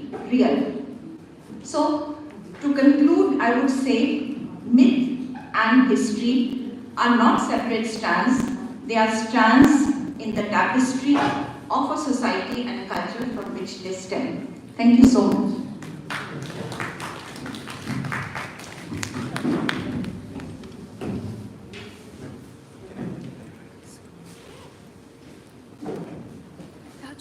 Thank you so much, ma'am, for presiding the session and presenting your valuable insight on myth, history, how they are intertwined with each other.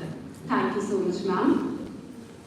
Now we have reached towards the end of the session, and for a formal vote of thanks, I invite the head of the Department of English and the organizing secretary of the seminar, Dr. Niharika Lal. Ma'am.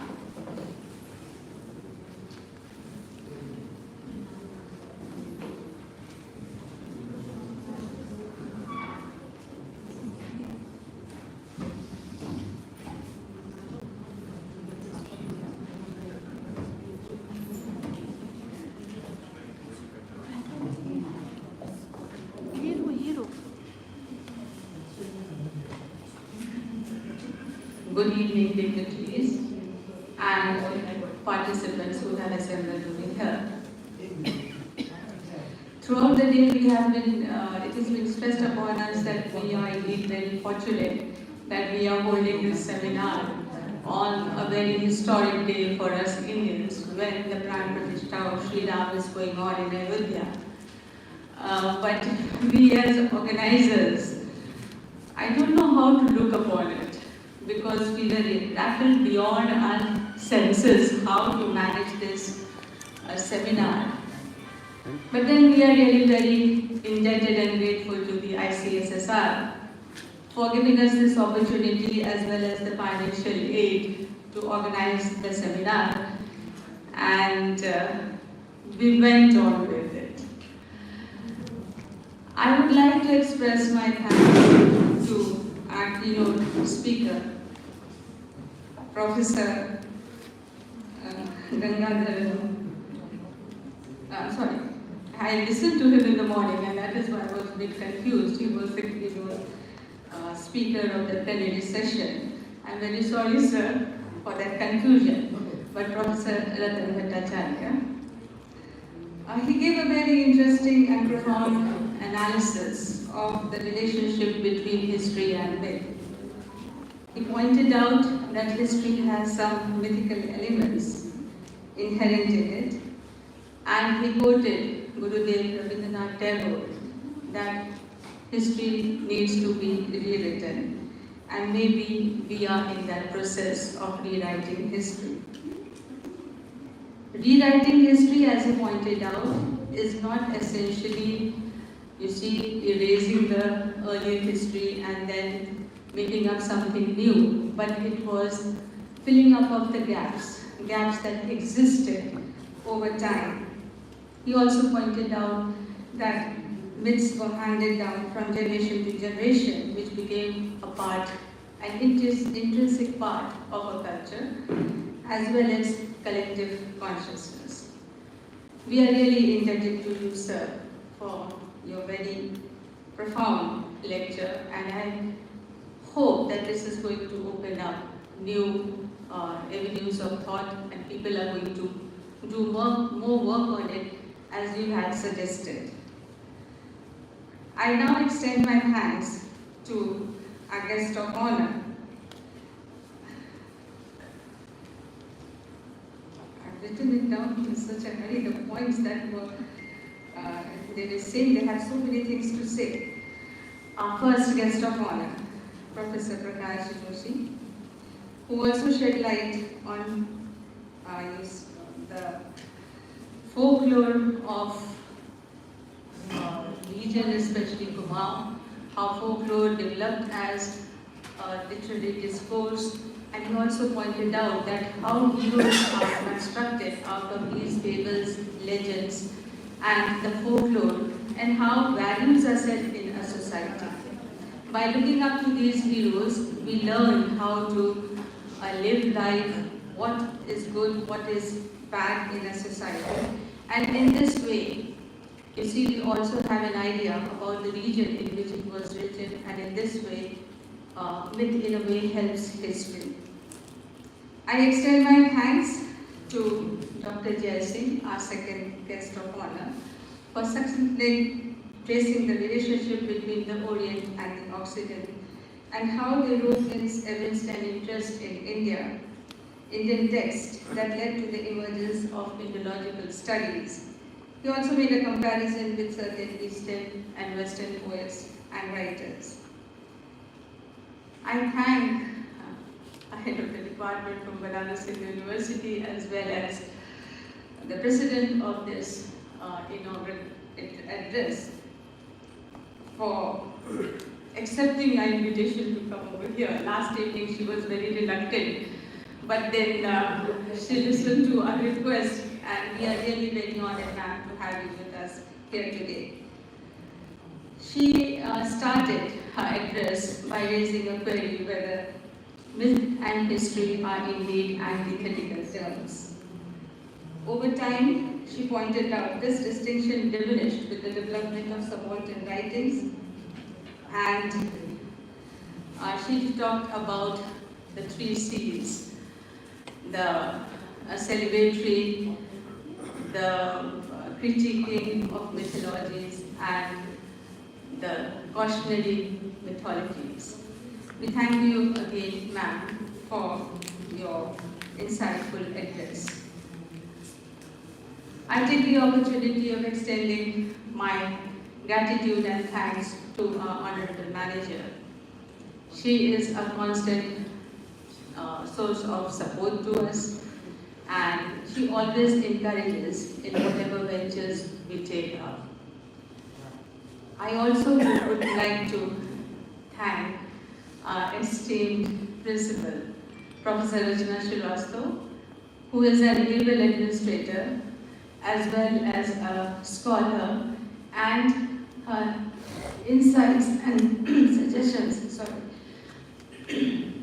it helped us in organizing this seminar. And as I said, that we were rattled at how to organize this seminar. It was she who propelled us on and made us, you see, somehow manage this seminar.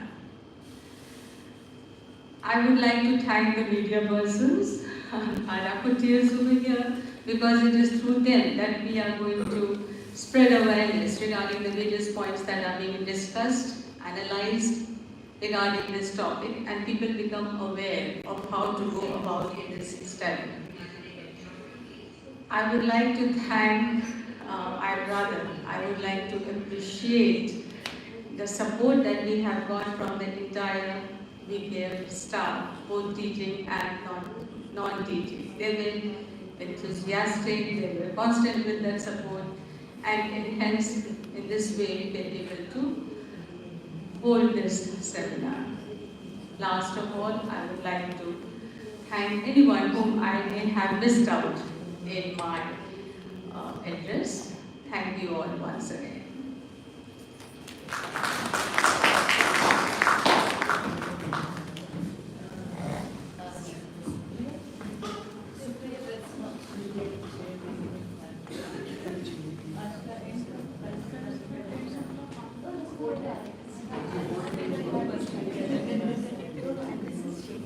So, thank you everyone, and thanks to Rahul also. He is Rahul Chaturvedi, Dr. Rahul Chaturvedi from the Department of English.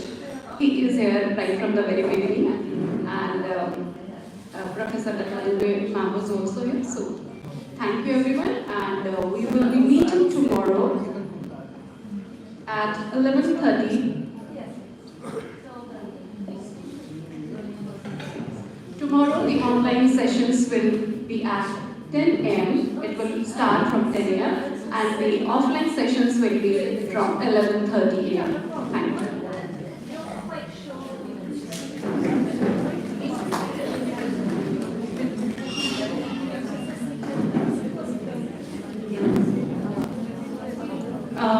We will be meeting with the valedictory session at 3 p.m. tomorrow.